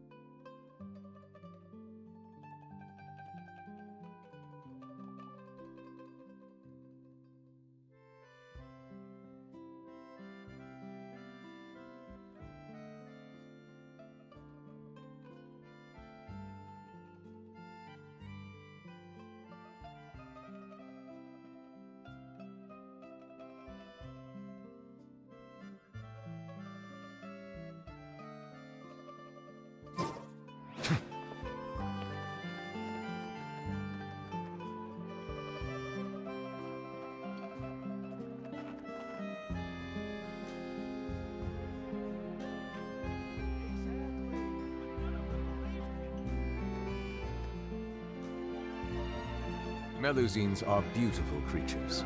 They are the pride of Fontaine. Be sure to befriend them and cause them no harm.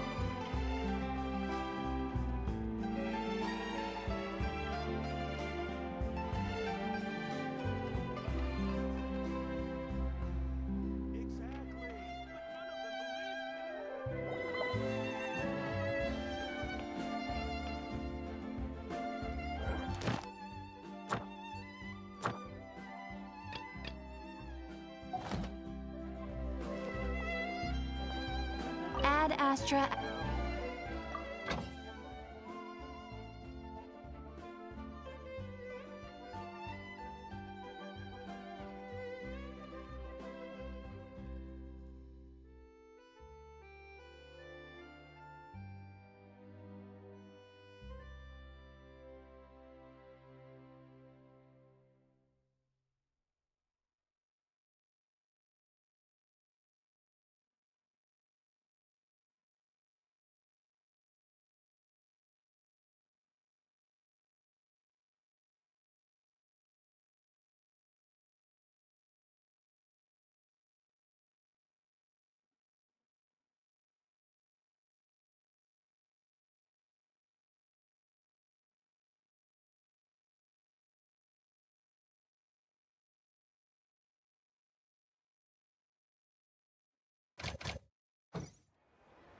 Ad Astra.